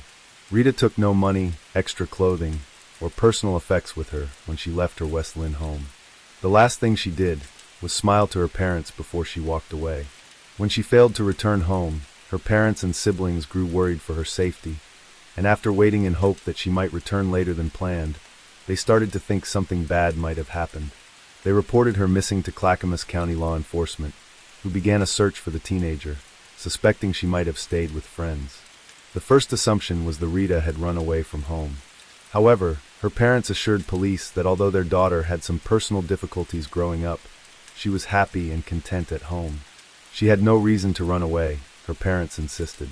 In the knowledge they were now searching for a potentially vulnerable and underage girl, police set about looking for anyone who might have witnessed Rita Jolly after she left home. Born on December 6, 1955, Rita Lorraine Jolly was the youngest child of Donald and Mary Elizabeth Jolly, who lived in West Lynn, Oregon, where Rita grew up with her two brothers and sister Jill Elaine. A creative personality, Rita enjoyed spending her time after school writing poetry, reading as well as drawing and painting. Rita's parents were passionate about education and actively encouraged their children to pursue their talents, keeping creativity and critical thinking as important priorities in their upbringing. Considered liberal, especially for the time, the Jollies wanted their children to be able to make independent decisions and work their way through problems. Having met at the University of Minnesota, Donald and Mary Elizabeth later opened up a law office together, with Donald pursuing a career as an attorney, worked closely with his wife, who was employed as his legal secretary. Growing up, Rita showed signs of being autistic, however her family never got a diagnosis or any support. Because of this, she struggled from a young age with various things, including regulating her emotions, and was considered a sensitive child. The Jollies decided to reach out to a child psychologist to get some help.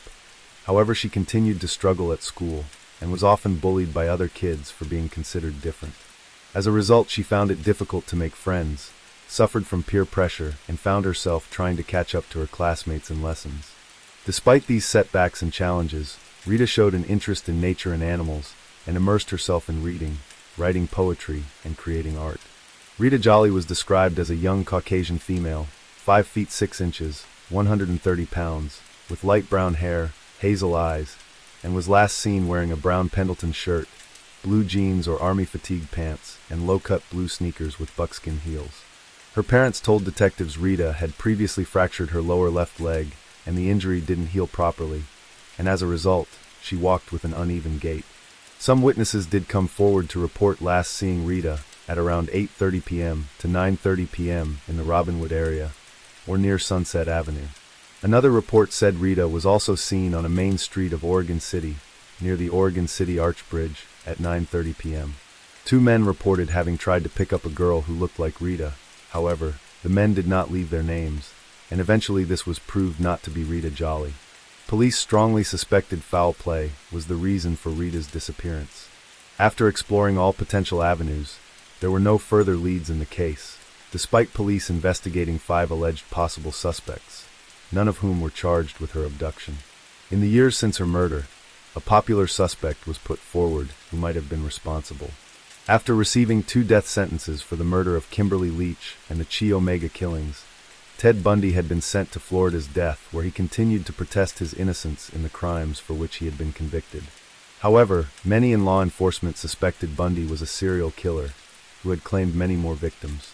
He was a prime suspect in 8 murders in Washington, which included the disappearances of Linda and Healy, Donna Manson, Susan Rancourt, Roberta Parks, Brenda Ball, Georgianne Hawkins, Janice Ott, and Denise Naslund. Bundy was also believed to be responsible for a series of missing women in Utah between 1975 and 1976. These included 5 women, some of whom were found dead and others who vanished and were never seen again, such as Nancy Wilcox, Melissa Smith, Laura Am, Deborah Kent, and Susan Curtis. There were also unsolved crimes in Oregon, Idaho, and Colorado for which investigators wanted to question Bundy. In his confessions shortly before his execution, Ted Bundy told detectives about previously unconfirmed murders he had committed. In his last hours, he admitted to as many as 37 murders, including 2 unidentified murders in Oregon. These were believed to have been the disappearances of Vicki Lynn Holler and Rita Jolly. 24-year-old Holler went missing from Eugene on August 20th, 1973, just under a month before Jolly vanished. However, detectives from Oregon never got the opportunity to question Bundy over the 2 Oregon cases, and his involvement was never ascertained. A third potential Oregon victim was Susan Ray Justice, aged 23, who was last seen in Portland on November 5, 1973.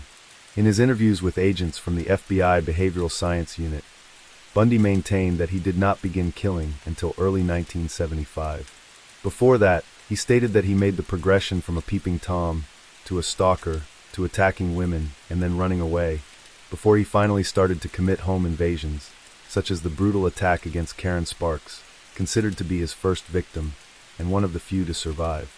Despite insisting that he committed no crimes before 1974, Ted Bundy is a suspect in numerous other crimes, beginning with the 1961 abduction of Anne-Marie Burr, who some suspect was his first victim when he was a teenager.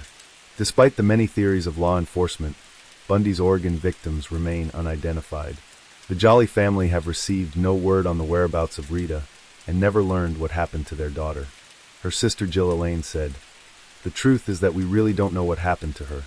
We all have theories. Our dad thought she had called several times, mostly just silence on the phone, but once he said that he heard her voice. Mom, Mom, then Dad, then a click on the phone hanging up. Could she have gotten involved in a cult or some other situation where it was hard to leave?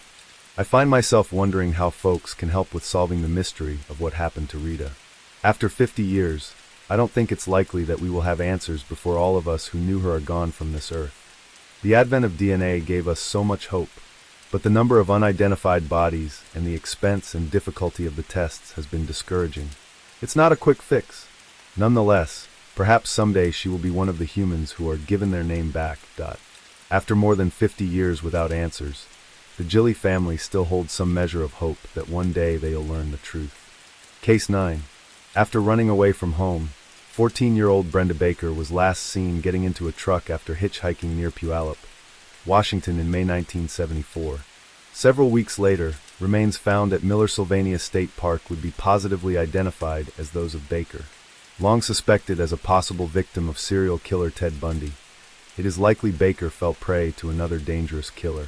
When Brenda Baker, a 14-year-old Washington high school student, failed to return home, her family reported her missing.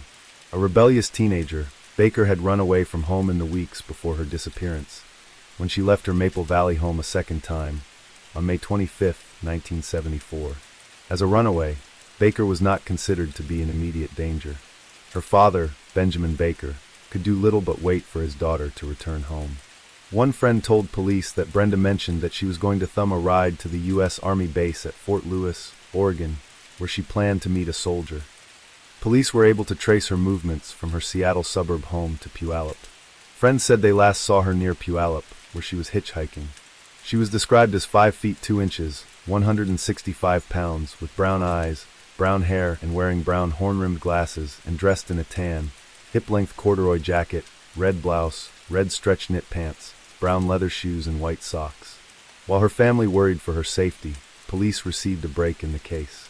On June 17th, several weeks after Brenda Baker was last seen, the body of a young woman was found in what was described as an inaccessible part of Miller-Sylvania State Park.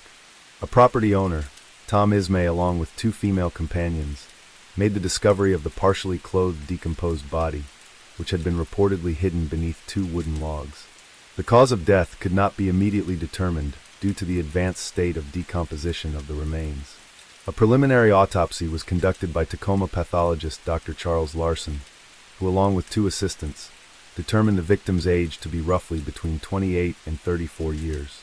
Another, more extensive examination was conducted by Dr. William Veach, an Olympia radiologist, who used X-rays to determine the age of the victim as that of a younger woman aged 14 to 19. This age discrepancy caused initial confusion to investigators. The Thurston County Sheriff's Office had recovered several personal items from the body, which included 2 bracelets, a set of earrings and a ring, which they hoped would help identify the remains. Police then began a search of missing persons, focusing on those anywhere from ages 12 to 50. Efforts to identify the remains began almost immediately, and dental impressions were taken, along with fingerprints. Over the next 48 hours, Undersheriff Jack Crawford trawled through missing person reports when he came across a runaway report of Brenda Baker, who was reported as missing by her family. While Crawford waited for the dental records, he contacted the Baker family and asked them about personal affects Brenda had when she went missing. A description of the clothing found on the body seemed a match to what Brenda Baker had been wearing when she ran away from home. Her father was invited to view the clothing and personal affects, such as the jewelry found on the body. Crawford later said of the identification process, was like the spoke on a wheel. All the clues we had seemed to lead back to one hub, and that hub was Brenda Joy Baker. Benjamin Baker positively identified the clothing and the ornamental jewelry, while the dental records returned as a match. Thurston County Coroner Hollis Fultz released the body to the Baker family, but gave no official cause of death. Along with her father, Baker had 2 older sisters and a brother who was in the military. Crawford said the Kings County report had been the second complaint against Baker, after she was previously apprehended by Olympia police during the previous incident. Concerning the investigation, Crawford said Thurston County Sheriff's detectives had traveled to Seattle in an attempt to retrace Brenda's trail. He added, "We have a lot of people to talk to, and that the department had several leads to investigate, but they would continue to pursue any and all tips." Police knew Brenda was last seen hitchhiking south, about 4 blocks from her Maple Valley home. Witnesses then came forward to report seeing a young girl matching Brenda Baker's description, getting into a vehicle on May 27, 1974. Thurston County Sheriff Don Redmond said he was seeking the identity of 2 male occupants of a blue pickup seen southbound from Puyallup. The pickup reportedly carried Brenda Baker, who was seen at around 5 p.m. or 6 p.m. Police refused to comment on whether Baker's death was attributed to hitchhiking. Thurston County Coroner Hollis Fultz later ruled Baker's death a homicide, with the cause of death listed as strangulation or knife wounds, and that she had been dead for 2 to 3 weeks prior to the discovery. For some detectives, they saw a similarity between Brenda Baker's death and the murder of Catherine Devine, another 14-year-old who was abducted on November 25, 1973, and whose body was found the following month in McKinney State Park in the Capitol State Forest near Olympia, Washington. The Ingram High School student had been sodomized and strangled. Devine had also hitchhiked out of the Seattle area. However, a spokesman for the department said there was no evidence of any connection between the 2 cases. Thurston County detectives were also investigating the disappearance of Donna Manson, who vanished from Evergreen State College on March 12, 1974. Other cases involving missing college-aged women were also being investigated by Washington authorities, including the January 1974 disappearance of Linda and Healy, Susan Rancourt, who went missing from Central Washington State College on April 17, and Oregon State University student Roberta Parks, who had been missing since May 6. All of these women were reported to have disappeared under suspicious circumstances. However, detectives had no major leads in any of the cases. For some investigators, there was the theory that these missing person cases were possibly connected to a single perpetrator. An unknown man had been reportedly seen in the vicinity of the Rancourt disappearance, with his arm in a sling asking for assistance from students. In early 1975, an anonymous person called the Thurston County Sheriff's Department to report witnessing what he described as a suspicious male occupying a secluded shack on the Black River at roughly the same times that corresponded with the murders of Catherine Devine and Brenda Baker. The caller explained he had been grouse hunting in late November when he stumbled across the man. This occurred in the area of the Black River, where he came across an old shack and saw a male and 2 young girls, aged about 12 or 14. The caller then went on to explain that he returned to the shack in January 1975, but found it abandoned. Nearby, he found the scattered remains, those of 6 dog and 1 cat carcass, all of which had been skinned and the bones removed.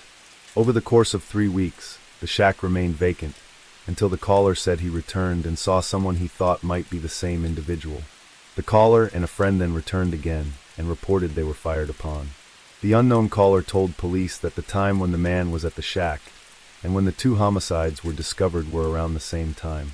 A second witness came forward to tell investigators he saw a young woman matching Brenda Baker's description was seen hitchhiking near the Scott Lake interchange on Interstate 5 in May 1974.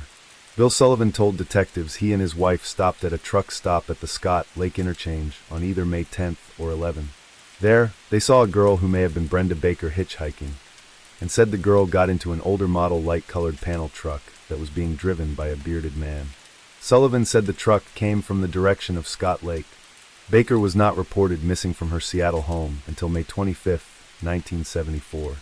By August 1975, a suspect had been arrested in connection with numerous Washington disappearances. Ted Bundy, at that time a Utah law student, was suspected of involvement in the attempted abduction of Carol Duranch, who had been approached by a man pretending to be a police officer, and who proceeded to kidnap Duranch, who barely escaped the encounter. Investigators also suspected Bundy in the abduction and murder of Karen Campbell, who had been taken from the Snowmass ski resort in Colorado. Her naked and battered body was found weeks later. A subsequent search of Bundy's Volkswagen Beetle uncovered hair samples that were connected to Campbell and 3 other young women who had been reported missing. Many investigators suspected Ted Bundy had committed many murders in Washington, Utah, and Colorado, with some estimating as many as a dozen or so victims. In June 1976, Bundy was found guilty and of the attempted kidnapping of Carol Duranch and sentenced to between 1 and 15 years. He was then extradited to Colorado to face charges over the murder of Karen Campbell. During his incarceration, Bundy escaped twice. During his second escape, he successfully traveled to Florida and there perpetrated the murders of 2 college students at the Chi Omega sorority house, wounding 3 others, and later the murder of 12-year-old Kimberly Leach. Not long after these crimes, Bundy, who had been added to the FBI Most Wanted list, was recaptured. Charged with these 3 murders, Bundy was found guilty and sentenced to death during 2 separate trials. Although he continued to claim his innocence, Bundy was suspected in the murders of another 20 young women who had disappeared between 1973 and 1975. One of those was Brenda Baker, whose murder occurred during similar disappearances in Washington. During his death row confessions that took place shortly before his execution in January 1989, Ted Bundy was asked about his involvement in the murders of both Catherine Devine and Brenda Baker. Although he confessed to several unsolved murders, Bundy denied any knowledge of the 2 cases, refusing to admit his involvement. In 1986, Thurston County detectives interviewed a suspect in prison about his possible involvement in the murder of Catherine Devine.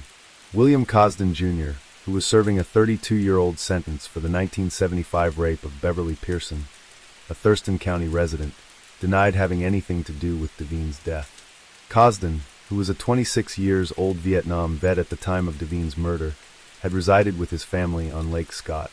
He had been released from a mental institution in 1973, following the 1967 sexual assault and murder of a young woman in Maryland. Cosden had been deemed as no longer be a threat to society. Without any firm evidence of his involvement, Cosden could not be linked to the murder of Catherine Devine. On March 7, 2002, the Thurston County Sheriff's Office announced that they finally solved the murder of Kathy Devine. By using DNA collection from the original crime scene, investigators were able to determine that William Cosden, Jr. was the killer of Catherine Devine. His DNA was matched to a vaginal swab taken from Devine during her autopsy. Presented with the evidence, Cosden eventually admitted to having sex with the teenager, but denied her murder.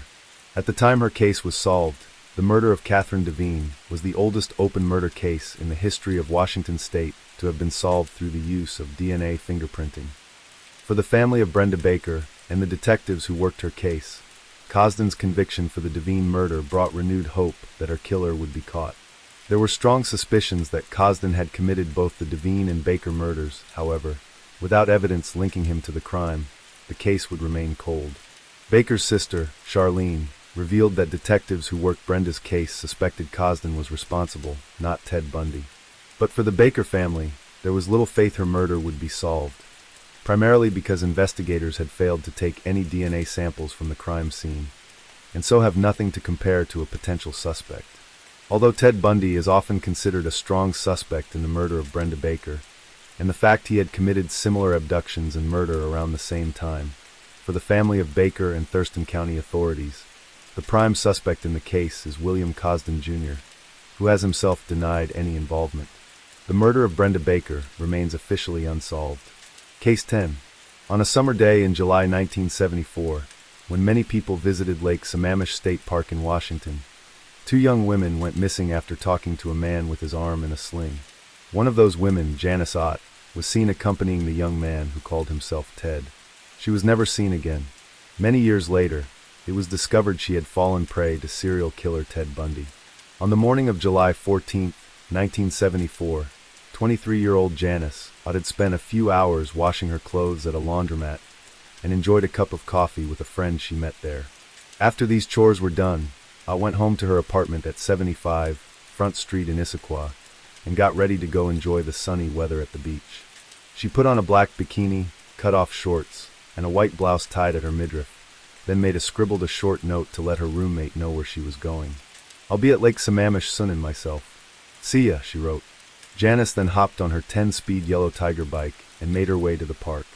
Lake Sammamish, located in Issaquah, a suburb outside of Seattle, was a popular destination for residents and those out of town to enjoy.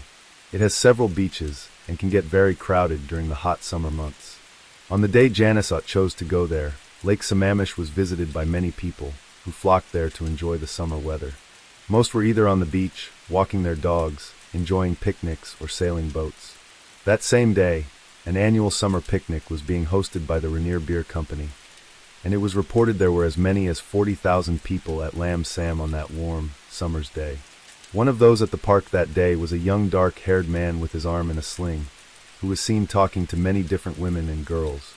After arriving at the park, around 12:25 p.m., Janice Ott was seen by several people who later recalled the pretty young newlywed as she removed a towel from her bag, removing her blouse and shorts, and then applied a layer of cocoa butter to her skin. She was only there for 20 minutes when the dark-haired man with his left arm in a beige sling approached. He was, according to witnesses, dressed in a white shirt, tennis shorts, and tennis shoes. They had a brief exchange, and those closest could hear the young man asking Ott for assistance with putting a sailboat on his car. "It was just down the road at his parents' house," he explained. Janice invited the man to sit next to her so they could talk about it. Witnesses later told police how they overheard Janice telling the handsome stranger how she always had an interest in sailing, but had never learnt. She then asked the man, in a flirtatious way, if she could have a ride in the boat, and appeared to agree in helping the man if he would take her out on the water afterwards. Before they got up to go, Janice was heard telling the man that she had her bike with her, and she was worried about leaving it for fear it might get stolen. The man assured there was room for her bike in the trunk of his car, and Ott then told the man, "Okay, I'll help you." As the two started to walk away from Tibbetts Beach, one witness remembered Janice say, "Hi, I'm Jan," to which the man responded, "Hi, I'm Ted." It was the last time Janice Ott was seen alive again. Born on February 14, 1951, to Dr. Donald and Farrell Blackburn, Janice Ott had grown up in McMinnville, Oregon, with her sister Ilona Lynn. The Blackburn family were prosperous, with Donald Blackburn earning his doctorate degree from the University of Idaho, before working as a high school teacher and coach in Idaho. Janice's father then went on to work as a counselor and administrator in Washington State, specifically at the Spokane School No. 81. Alongside his teaching work, Dr. Blackburn and his father owned and operated a Pepsi Cola bottling company in McMinnville, Oregon. Following in her father's footsteps, Janice graduated from Shadow Park High School with high honors and went on to earn her bachelor's in social work from Eastern Washington State University. Standing at only 5 feet 1 inch and weighing less than 100 pounds, Janice was a petite girl with long blonde hair and green eyes. She was known affectionately as Jan by family and friends, while her co-workers, the well-liked Janice, was called the Sunshine Girl because of her bright and bubbly personality. Working as a probation case worker with the King County Youth Service Center, she married Jim Ott in December 1973. With her husband in graduate school in California, Janice decided to move out of Seattle. This was, in part, because of an incident where her car was broken into, and she felt living in a smaller community might be safer. By 1974, she was living at 75 front street in Issaquah, and from there she decided to go to Lake Sammamish State Park on the fateful summer's day. After she was reported missing by her family, it was learned by police that Janice Ott was one of 2 women who vanished from Lake Sammamish that day. 2 women who were seemingly taken by the same handsome stranger named Ted. With 2 women believed kidnapped in broad daylight, with hundreds of potential witnesses, police expected to gather plenty of witness statements from those who saw and heard Janice Ott before she was taken. 3 people close to where Ott was sunbathing saw the young man approach, and all described the same person. He was a young white male, attractive and personable, wearing a white tennis outfit and with his left arm in a beige sling. He reportedly spoke with an accent, possibly Canadian or British, and asked for help in unloading his sailboat from his car. Those who overheard the conversation said the man called himself Ted.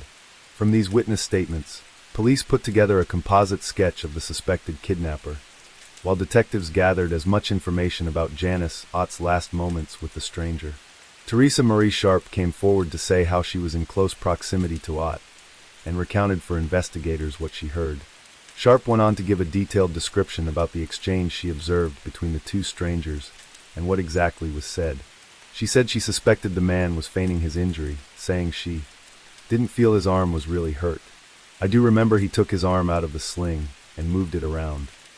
Sat closest to Ott was 15-year-old Sylvia Valent, who told police the man was roughly 5 feet 6 inches to 5 feet 7 inches in height, and gave a similar physical description to other witnesses. Valent was able to tell police, word for word, the conversation between Ott and the stranger, and gave details those no other witness did. Although further away from where Janice Ott was sat, Jerry Snyder, an off-duty DEA agent, saw the young man approach others on the beach that day. Snyder said he seemed only to ask women for help, never any men nearby, and that specifically he was trying to find someone who met certain qualifications. Sitting roughly 30 feet away, Snyder overheard some of the exchange with Ott and Ted. He said, "I noticed a guy that was walking down the beach. A young man, probably in his mid to late 20s. He was wearing white shorts and they had a red stripe, which immediately caught my eye. When he got close, I noticed he had really curly hair and his left arm was in a sling. It piqued my interest because every time he approached a woman or a group of 2 or 3 women, he was getting turned down. And I just kept watching him, and he eventually ended up being right in front of me, where he approached a young girl. She was a young and attractive blonde girl. And he asked her words to the effect of, 'I need some help.' She's saying that she just got here. So obviously, going through her mind is, 'I'd like to help you out, but I'm here to relax.' He kept on and on and on, and he talks her into whatever he talked her into. He said something about a catamaran, and ultimately she gets up reluctantly, because her head is down and she is like, 'I can't believe I'm doing this.' And then she started walking back past me. She had this frown on her face, like, 'I'm helping this guy when I should be enjoying myself on the beach.' In the end, the result is she's no longer with us because she was a nice person." Snyder and others watched as Janice Ott walked off with the stranger. These 3 witnesses observed Janice Ott from the moment she arrived on the beach and positioned herself between them until she walked away. Jerry Snyder was sat with his wife about 15 feet from where Valent was laying on the beach with her 2 friends. Teresa Sharp was with her family about 10 feet from Valent, and all were situated on the beach about 200 yards directly in front of the east restroom. For other young women came forward to report to police how they too had been approached by the man with his arm in a sling, who asked for their help. One of those, 22-year-old Janice Graham, said she was approached by the man at the bandstand area at around 12:15 p.m., and after he said hello and introduced himself as Ted, the man asked her help in loading a sailboat onto the top of his car. Although she initially agreed, Graham quickly realized there was no sailboat when they reached his vehicle, a tan-colored Volkswagen Beetle. She told the man she would be unable to help as she was meant to meet her parents and husband shortly. The man replied, "Oh, that's okay. I should have told you that it wasn't in the parking lot."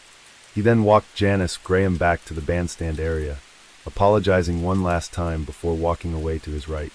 Graham told police the stranger, who called himself Ted, was wearing a beige sling, and during the journey to his car, rubbed his injured arm 3 times, claiming it was from a racquetball injury.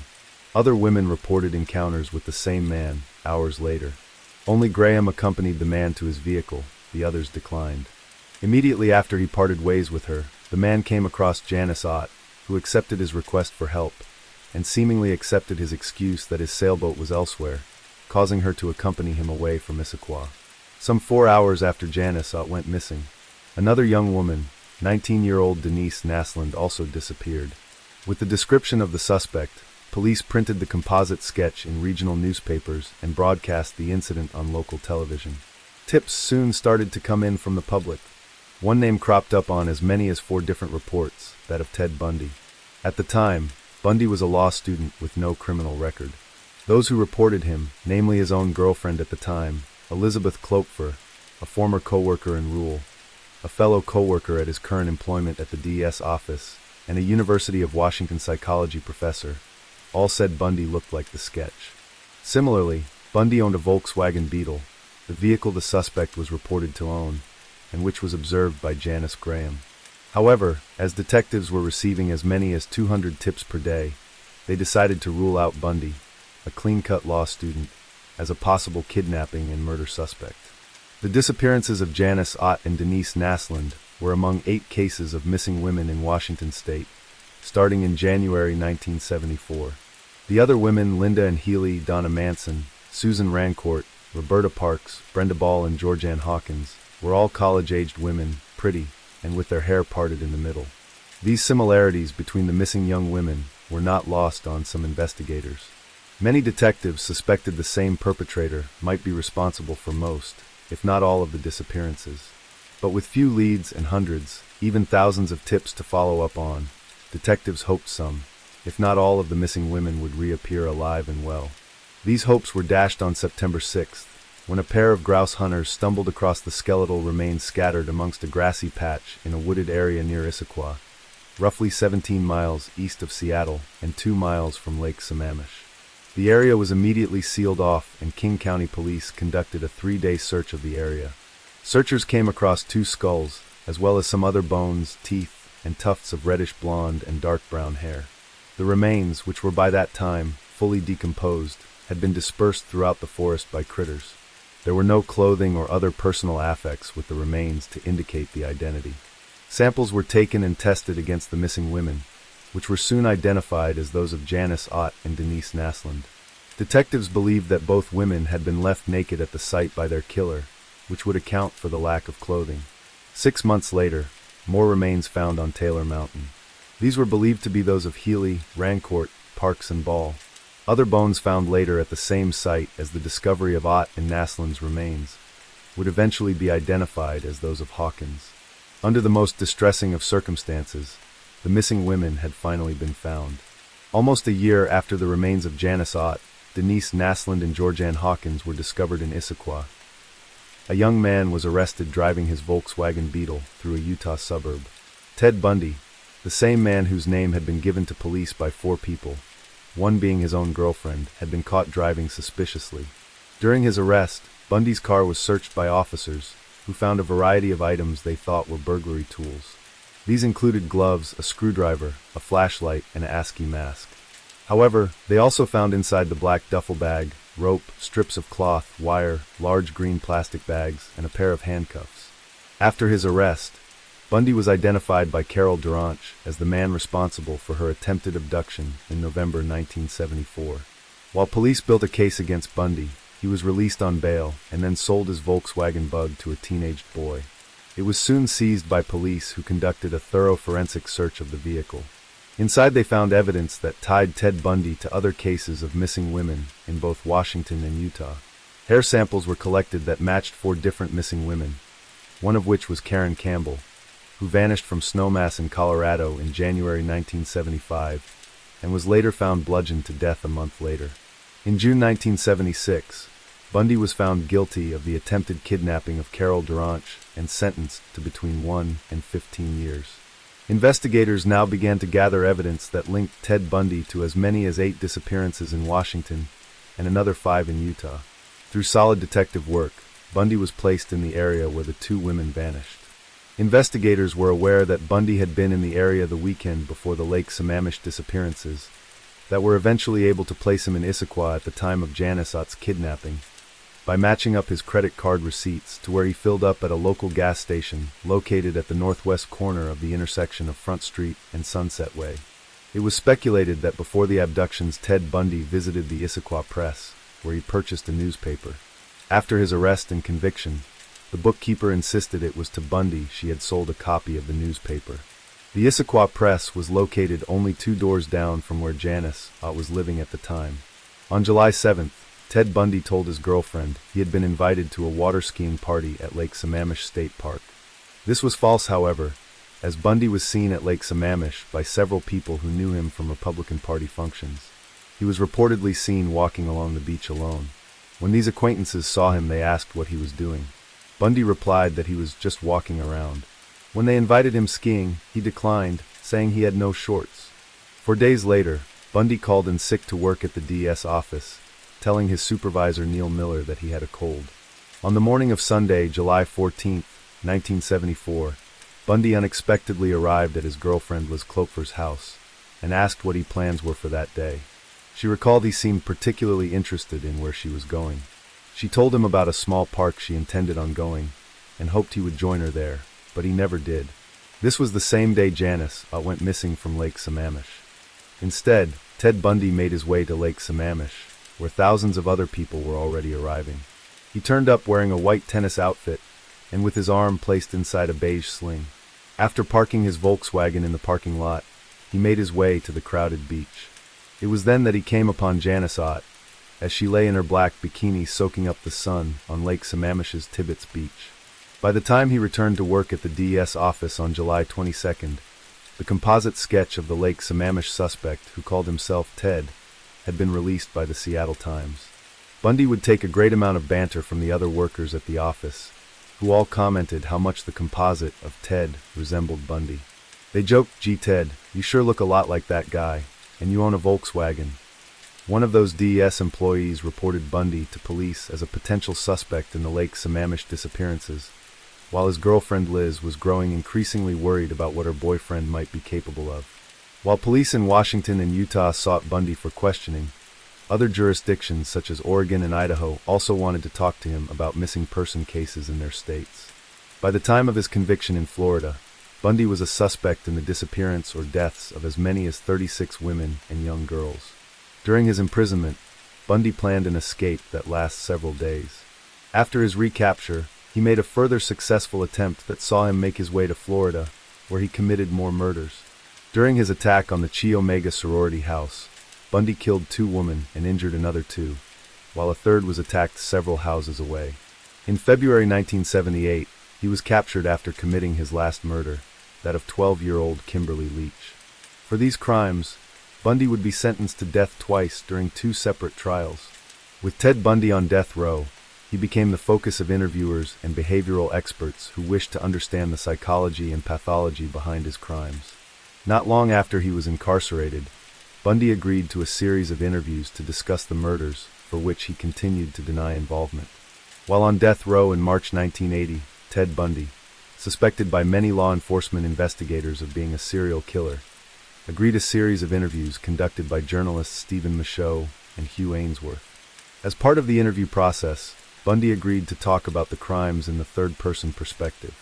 This gave him a chance to discuss his crimes, while not directly implicating himself in anything that might result in additional murder charges. During one of the interviews that spanned several days over the space of a few months, he was asked directly about the Lake Sammamish abductions of Janice Ott and Denise Naslund. He put forward the theory that one of the women would probably have watched the other die. This would have meant that after Bundy abducted Janice Ott, he kept her alive for the next 4 hours, until his later kidnapping of Denise Naslund. He then killed one, while making the other watched before her own death. For Bundy, it was possibly the first he had orchestrated the kidnapping and murder of 2 women on the same day. It was a distinct and drastic divergence of his usual MO, as was his approaching potential victims during the day, when there were so many witnesses present that could identify him and his Volkswagen. It is possible that by this stage in his murder spree, Bundy thought himself almost impervious to the police investigation. After all, he had committed, up to that point, as many as 6 murders without getting caught. The only other time he attempted to take 2 women during the same day was when his aborted attack on Carol Duranch caused him to seek out another victim later the evening. Bundy would later speculate further during his discussions with FBI Special Agent Bill Hagmaier and seemed to confirm what he had told Michaud and Ainsworth, namely that either Janice Ott and Denise Naslund had watched the other die. He then went on to say how after he had killed Ott and Naslund, he dumped their bodies along the side of a service road near Issaquah. What he never explained, however, was the exact location he held them, or where the murders occurred. Police theorized Bundy had likely bound Janice Ott after his abduction, and possibly raped her during the 4-hour period between her kidnapping and his return to Lake Sammamish, where he lured away Denise Naslund. If he did leave Ott alive somewhere, it would have likely been a secluded spot, where she was unlikely to be discovered. It is also entirely plausible that Bundy murdered Ott, then returned to abduct Naslund for some other reason. It is possible he had not gained sufficient sexual gratification from the act of killing Ott, which caused him to require another victim. It could also be argued that Bundy had set out to murder 2 women that day, spending a sufficient amount of time with Janice Ott, before his urge to kill overcame him, and he sought to carry out his second abduction. By 4 p.m., almost 4 hours after he kidnapped Janice Ott, Bundy returned to Lake Sammamish and was seen talking to Denise Naslund. Less than 24 hours before his execution in January 1989, Bundy confessed to both Janice Ott and Denise Naslund's murders. He then went on to share more details with FBI agent Hagmeyer about Janice Ott's death. He confessed that he drove Ott, who was unconscious, to a secluded cabin roughly 2 to 3 miles from Lake Sammamish. There, he said he raped her repeatedly before knocking her out again and tying her up. He said when he returned with Naslund, Otto had at some point regained consciousness. He said he then raped and murdered Naslund in front of her, before eventually killing Ott. He said that after a while, murder is not just a crime of lust or violence, Hagmeyer related. It becomes possession. They are part of you. The victim becomes a part of you, and you two are forever one. And the grounds where you kill them or leave them become sacred to you, and you will always be drawn back to them. Bundy confessed to returning to the sites where he placed his victims and carried out acts of necrophilia with the remains. It is possible he returned to the Issaquah dump site to engage in such action with Janice Ott remains. Despite these last-minute confessions, Bundy's scheduled execution was carried out, and he went to Florida's Old Sparky Electric Chair on January 24, 1989. The disappearances at Lake Sammamish shocked the community, which had already seen a number of young, pretty women vanished without trace. The significance of Janice Ott's abduction would prove critical in the ongoing investigation into the capture of Ted Bundy, and meant many more victims were likely saved from the prolific predator. Because Bundy had approached a number of women before Ott agreed to go with him, meant that for the first time, law enforcement had credible and accurate descriptions of the abductor, known as Ted. With that information, they were able to compile a composite sketch that resembled Ted Bundy, so much so that people who knew him decided to report his likeness to investigators. If it had remained in Washington, it is possible Bundy would have been caught sooner. His name was on several lists of suspects, namely those who owned a Volkswagen Beetle, and police were closing in on him. However, his sudden relocation to Utah contributed to his continued freedom and the rash of disappearances that followed in Utah. In the years following their daughter's murder, the Blackburns became involved in an ongoing legal fight against the Kings County Sheriff's Office over Janice's remains. Police had told the families of Ott and Denise Naslund that the remains of their loved ones could not be turned over for burial because they were evidence in an ongoing investigation. The truth, however, was much more sinister. The remains of both women had, in actuality, been misplaced. Both families filed a lawsuit against the county in 1984, but before a trial could begin in December, an out-of-court settlement was reached. The Blackburns had originally sought $4 million alongside James Ott. As part of the settlement, they received significantly less, around $112,500, the same that was offered to Denise Naslund's parents. The settlement never brought closure for the family of Janice Ott, whose remains could never be buried properly. They could, however, take comfort in the knowledge that her killer had faced justice for his crimes. Case 11. On July 1, 1975, Shelley Robertson failed to show up at her family-run business in Colorado. She was last seen that same day, in the company of an unknown man. As the week went by, with no word of her whereabouts, her family feared the worst. On August 23, 1975, her remains were found. Detectives who worked the case had a prime suspect, serial killer Ted Bundy. Using their flashlights, Two students from the Colorado School of Mines peered into the narrow tunnel that was enveloped in darkness. They had come to the mine shaft at Berthoud Pass, Colorado, near the Winter Park Resort, to conduct Amex testing for gas content. After making their way inside about 500 feet, they suddenly smelled something. It was the unmistakable scent of human decomposition. As they strained to see ahead, they saw something strange up ahead. It was large and white. When they inspected it further, they realized what they were looking at. First they noticed a foot, then the bare buttocks of a woman. The two students quickly made their way out of the mine to get help. When officers from the Clear Creek County Sheriff's Office arrived at the mine, 2 days later, on August 23, 1975, they found the naked, decomposing remains of a young woman. The body had been discarded in the mine shaft and was badly molded and bound with duct tape. It was determined the woman had been struck on the head, which was most likely the cause of death. The only personal effect found on the body was a single earring.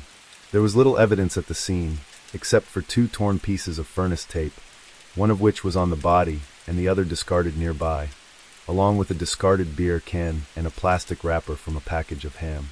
Detectives didn't know it at that time, but they had just found the body of Shelley Robertson, who had vanished without trace. Robertson was last seen 7 weeks earlier, and when she failed to turn up for work, she was reported missing. At the time of her disappearance and the discovery of her body, Colorado and other northwestern states had seen many young women go missing, with some turn up dead. Most of those were victims of serial killer Ted Bundy, and investigators suspected his involvement in the murder of Shelley Robertson.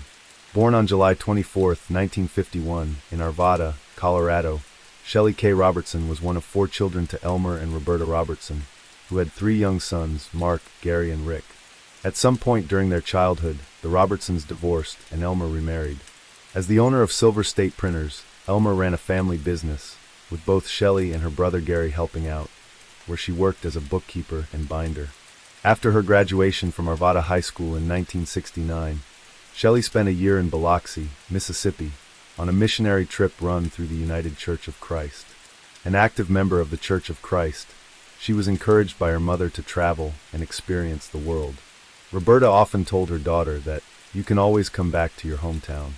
Upon her return to Colorado, she enrolled in Red Rocks Community College as a Spanish major, and her class spent a semester abroad in Barra de Navidad, a Mexican fishing village. She would return there once again to visit on her own. Shelley then spent a year traveling in Alaska with her friend Susan, where they worked processing fish in Clam Gulch.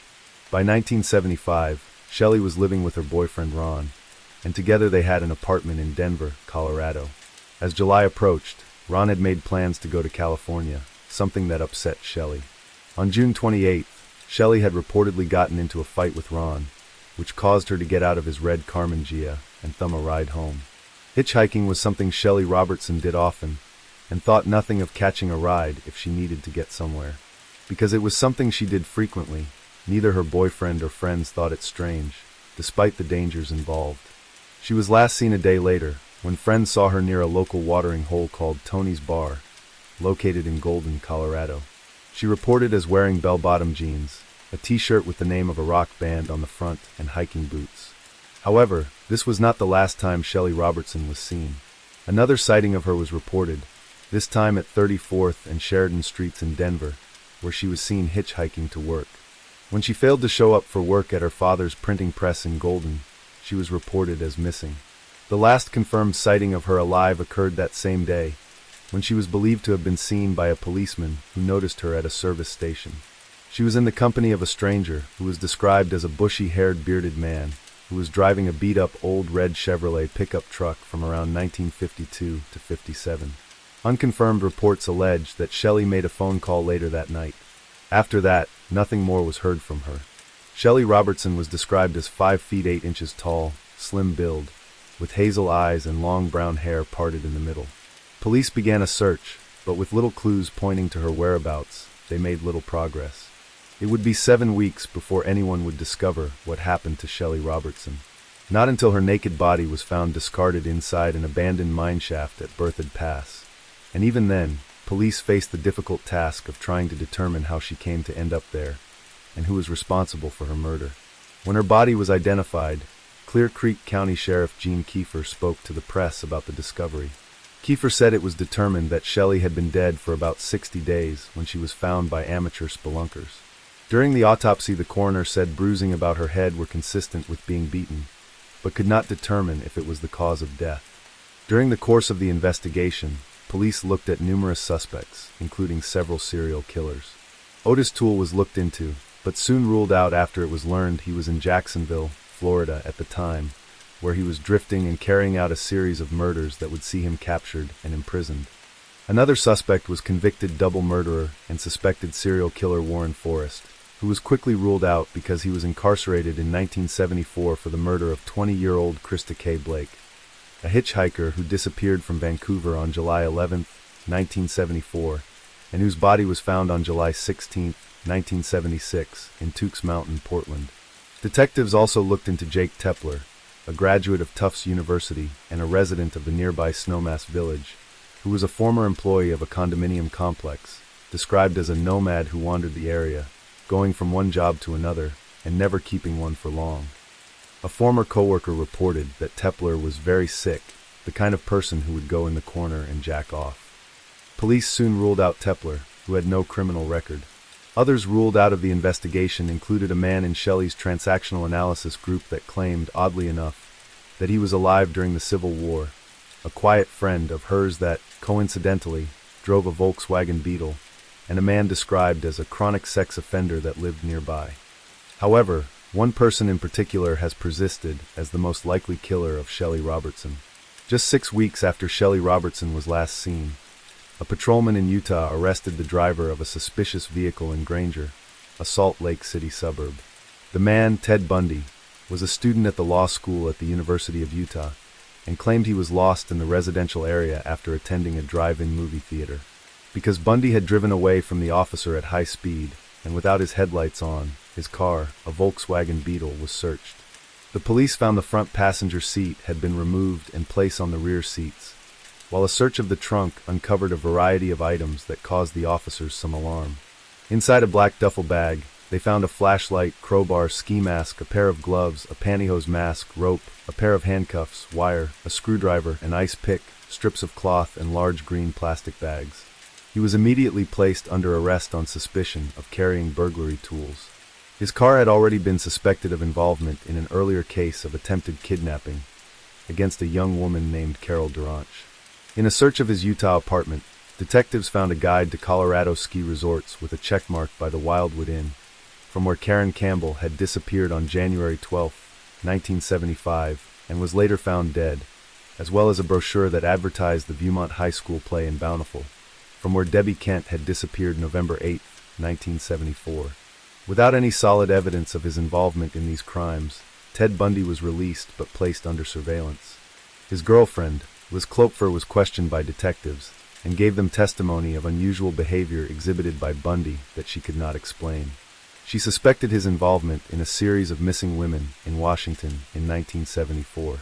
When Bundy sold his Volkswagen Beetle, police impounded it and carried out forensic tests which found hairs that matched Karen Campbell. Other hairs were identified as belonging to Carol Duranch and Melissa Smith, who vanished on October 18, 1974 in Utah. Detectives then began looking to Ted Bundy's life to determine if he was, in fact, a serial killer. While conducting the search of Ted Bundy's Volkswagen, investigators reportedly found crumpled-up credit card receipts that placed him in Golden, either a few days before or on the day of Shelley Robertson's disappearance. Other sources, such as the 1992 Ted Bundy multi-agency report, puts him in Salt Lake City during that time frame.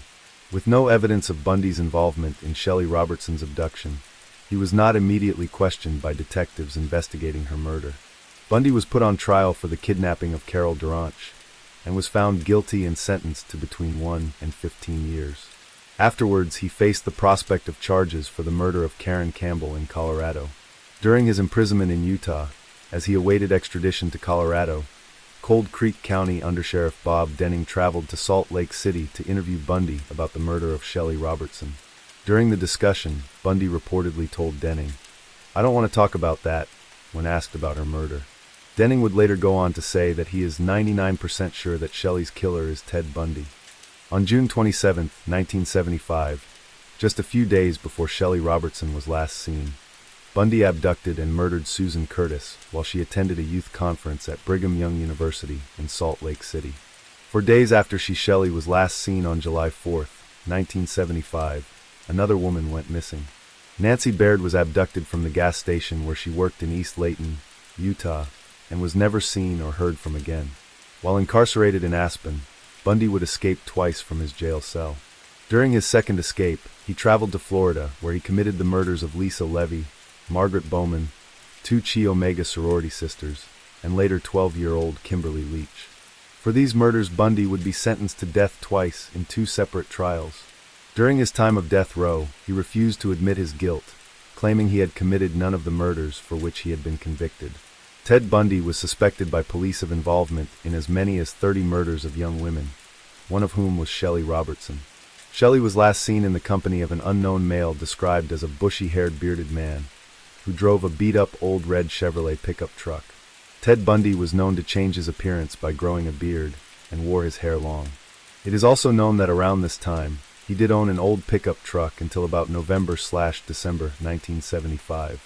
In the last days before his execution, in January 1989, Bundy confessed to numerous unsolved murders, including 8 known murders in Washington, 5 in Utah and 3 in Colorado, amongst others.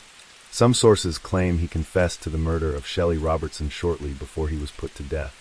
The Robertson family struggled to adapt after Shelley was taken from them. Her brother Mark was also taken from the family at a young age, when he died the same age as Shelley was when she was murdered. Mrs. Robertson talked about her daughter growing up, saying how Shelley dreamed that one day a white horse would come into her life, and she would name him Brownie. One day Shelley Robertson's dream came true, when she became enamored with a neighbor's horse. One day, the young girl came running into her house shouting to her mother, "There's a white horse out there." The horse belonged to a rodeo clown, and when he heard about her dream, he helped Shelley get a little filly she named Bonnie, which she rode the dove gray mare bareback as she grew up.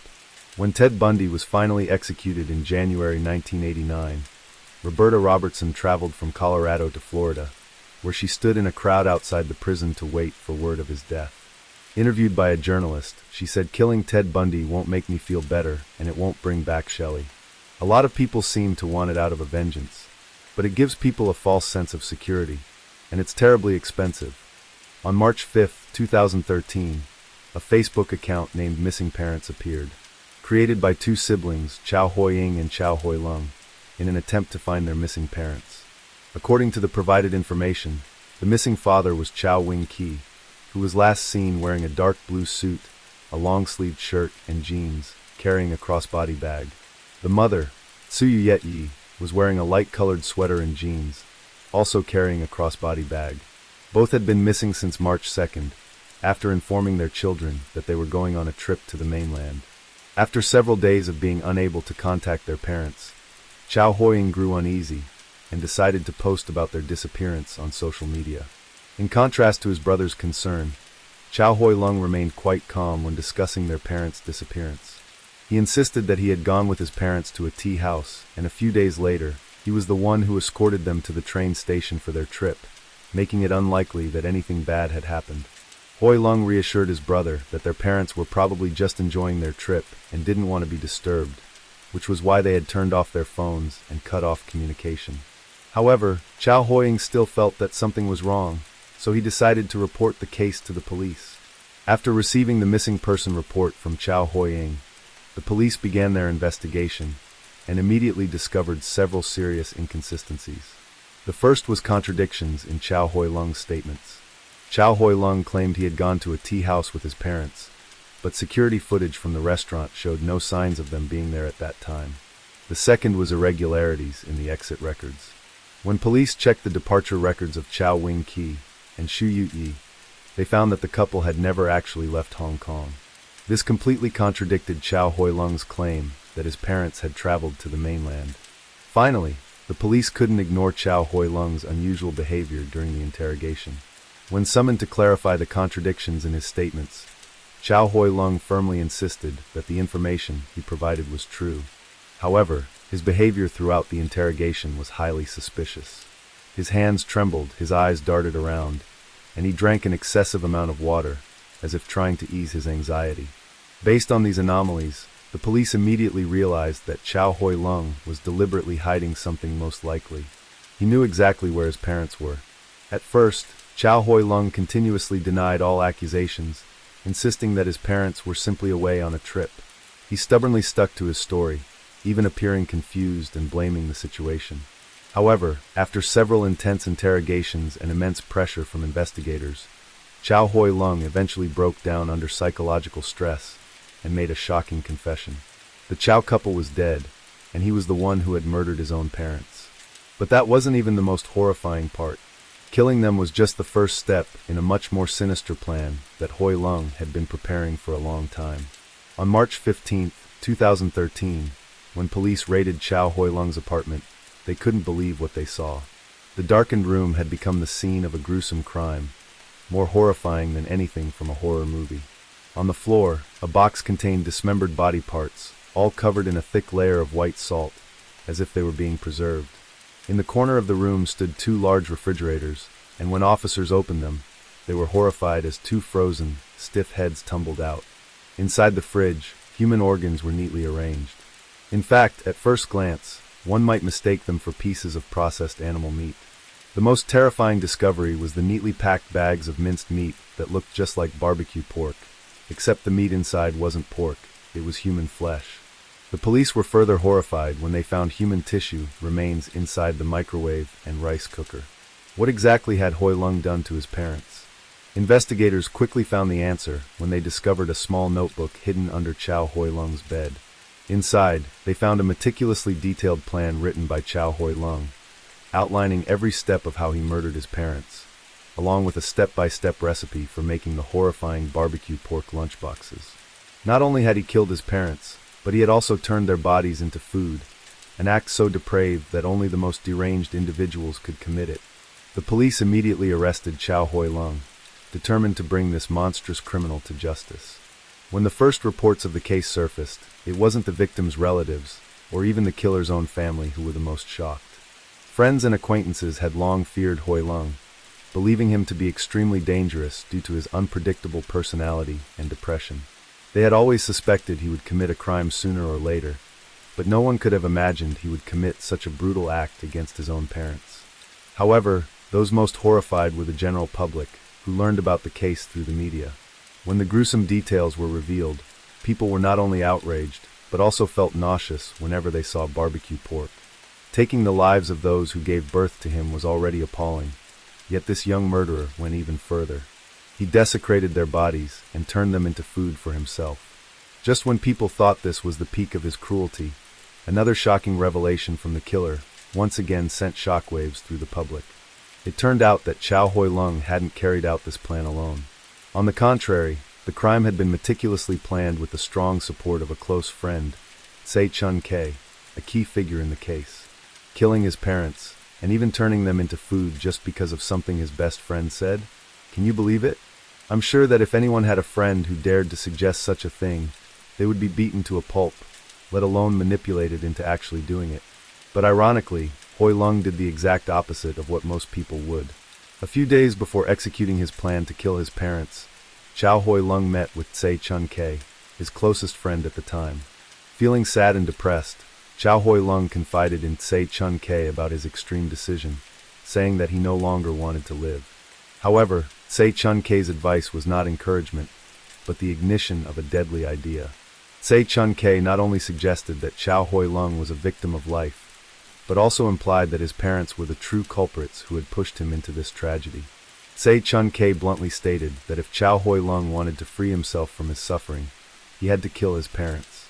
As long as they disappear, the police will assume they're dead, and their assets will belong to you, Sei said with a calm demeanor. With his monstrous words of encouragement, Sei Chun Kei not only failed to stop Chiao Hoy Lung, but also became his accomplice, the one who incited and guided him down this blood-stained path. The anxiety over his mounting debts, combined with the encouragement from his best friend, led Chiao Hoy Lung into a foggy state of greed and fear.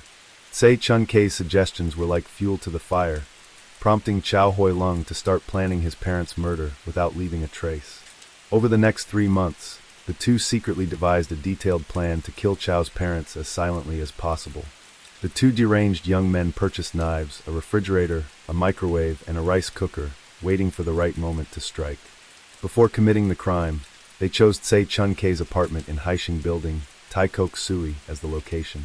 On March 1, 2013, after Chiao Hoy Lung and Tse Chun Kei had prepared everything, Chiao called his parents, telling them he had bought an apartment at Haisheng Building, when in reality, it was Tse Chun Kei's home, and invited them over to see it. At 11:40 a.m., his parents arrived at Haisheng Building and then entered an apartment on the third floor, as Chiao Hoy Lung had arranged.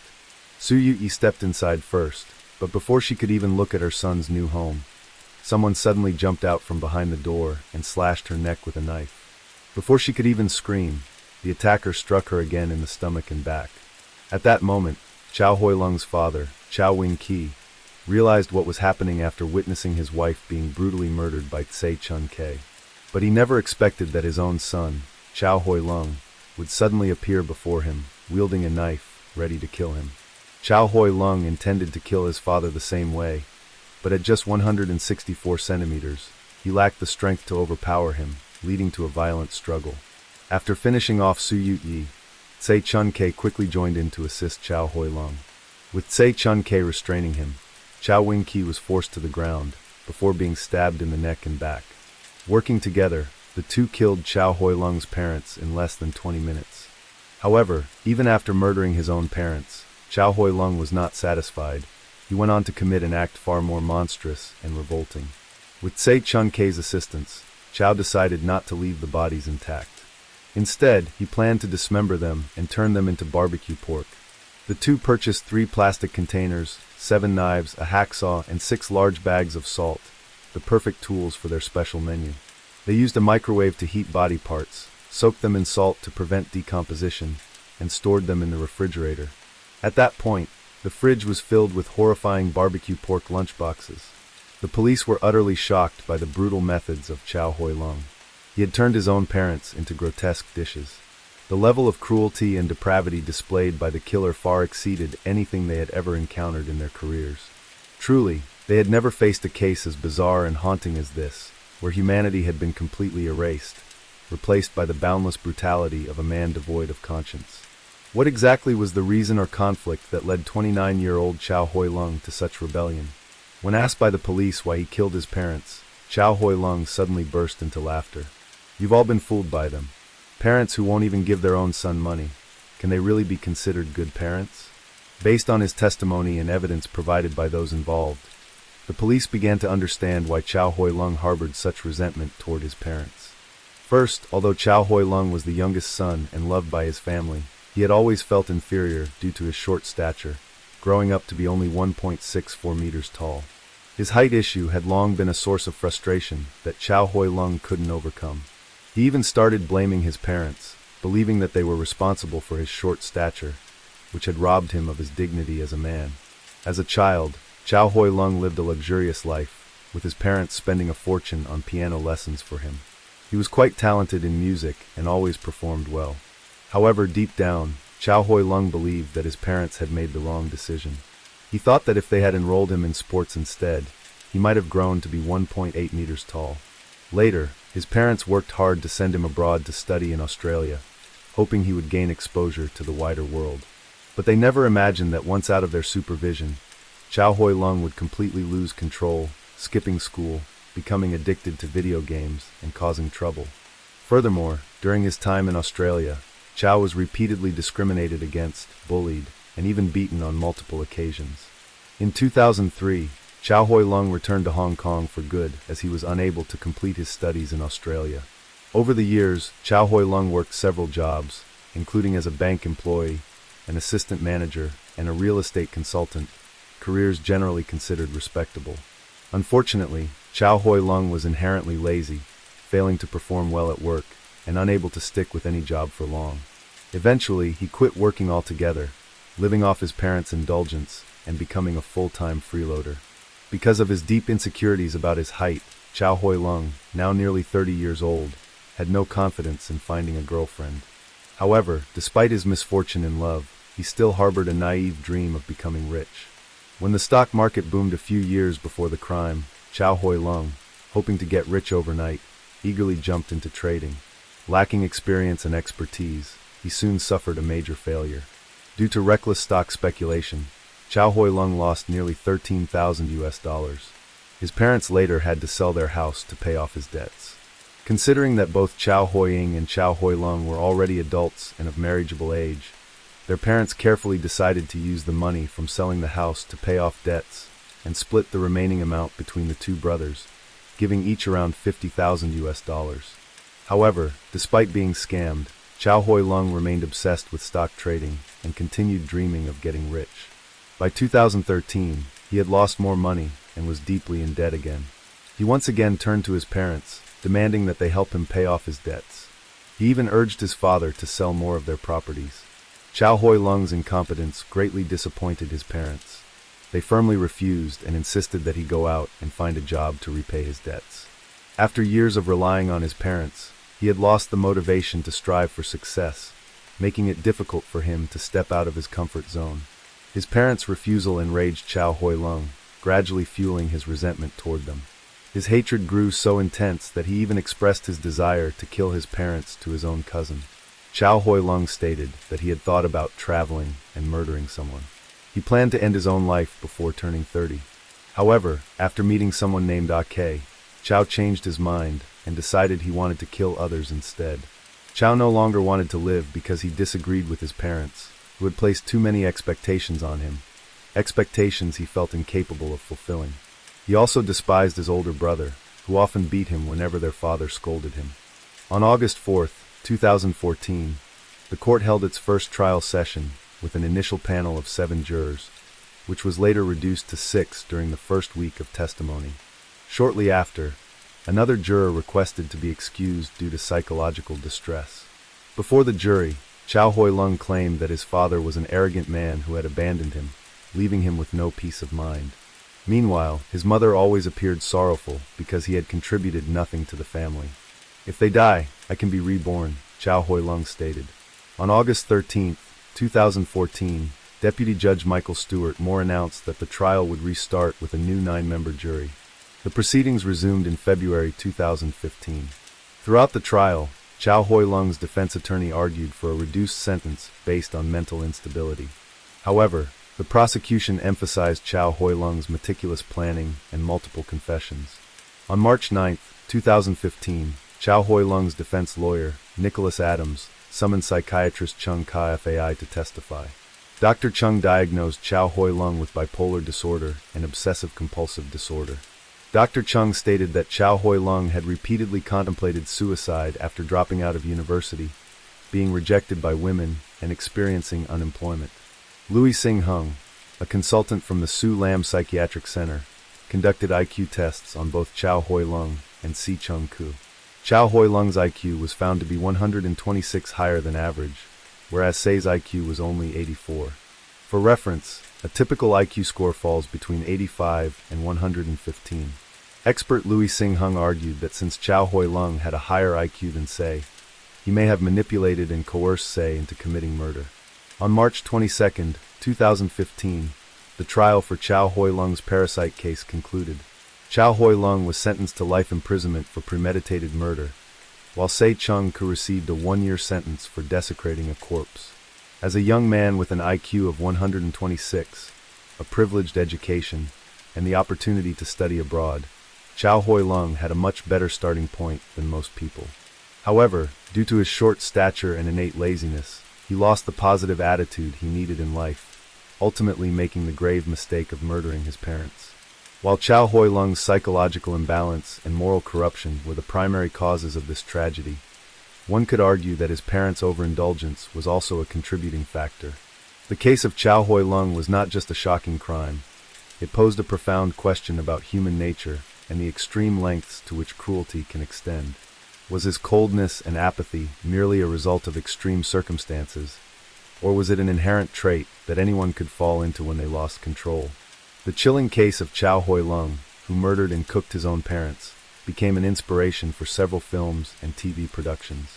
This horrifying story was reenacted in the 2-episode television drama Stained, which aired in 2017. The series, produced by Fox Networks Group Asia and directed by Patrick Kong, meticulously recreated the case with intense suspense. Additionally, the case was adapted into the 2018 TVB film OMG, Your Honor, reviving the public's fear of the crime. Most recently, in 2022, The Sparring Partner, a film based on Chiao Hoy Lung's case and directed by Ho Chuek Tin, was released. The movie offered a fresh and in-depth perspective on the case, exploring various psychological and societal angles. It premiered at the 46th Hong Kong International Film Festival and officially hit theaters on October 27, 2022, garnering widespread public and critical discussion.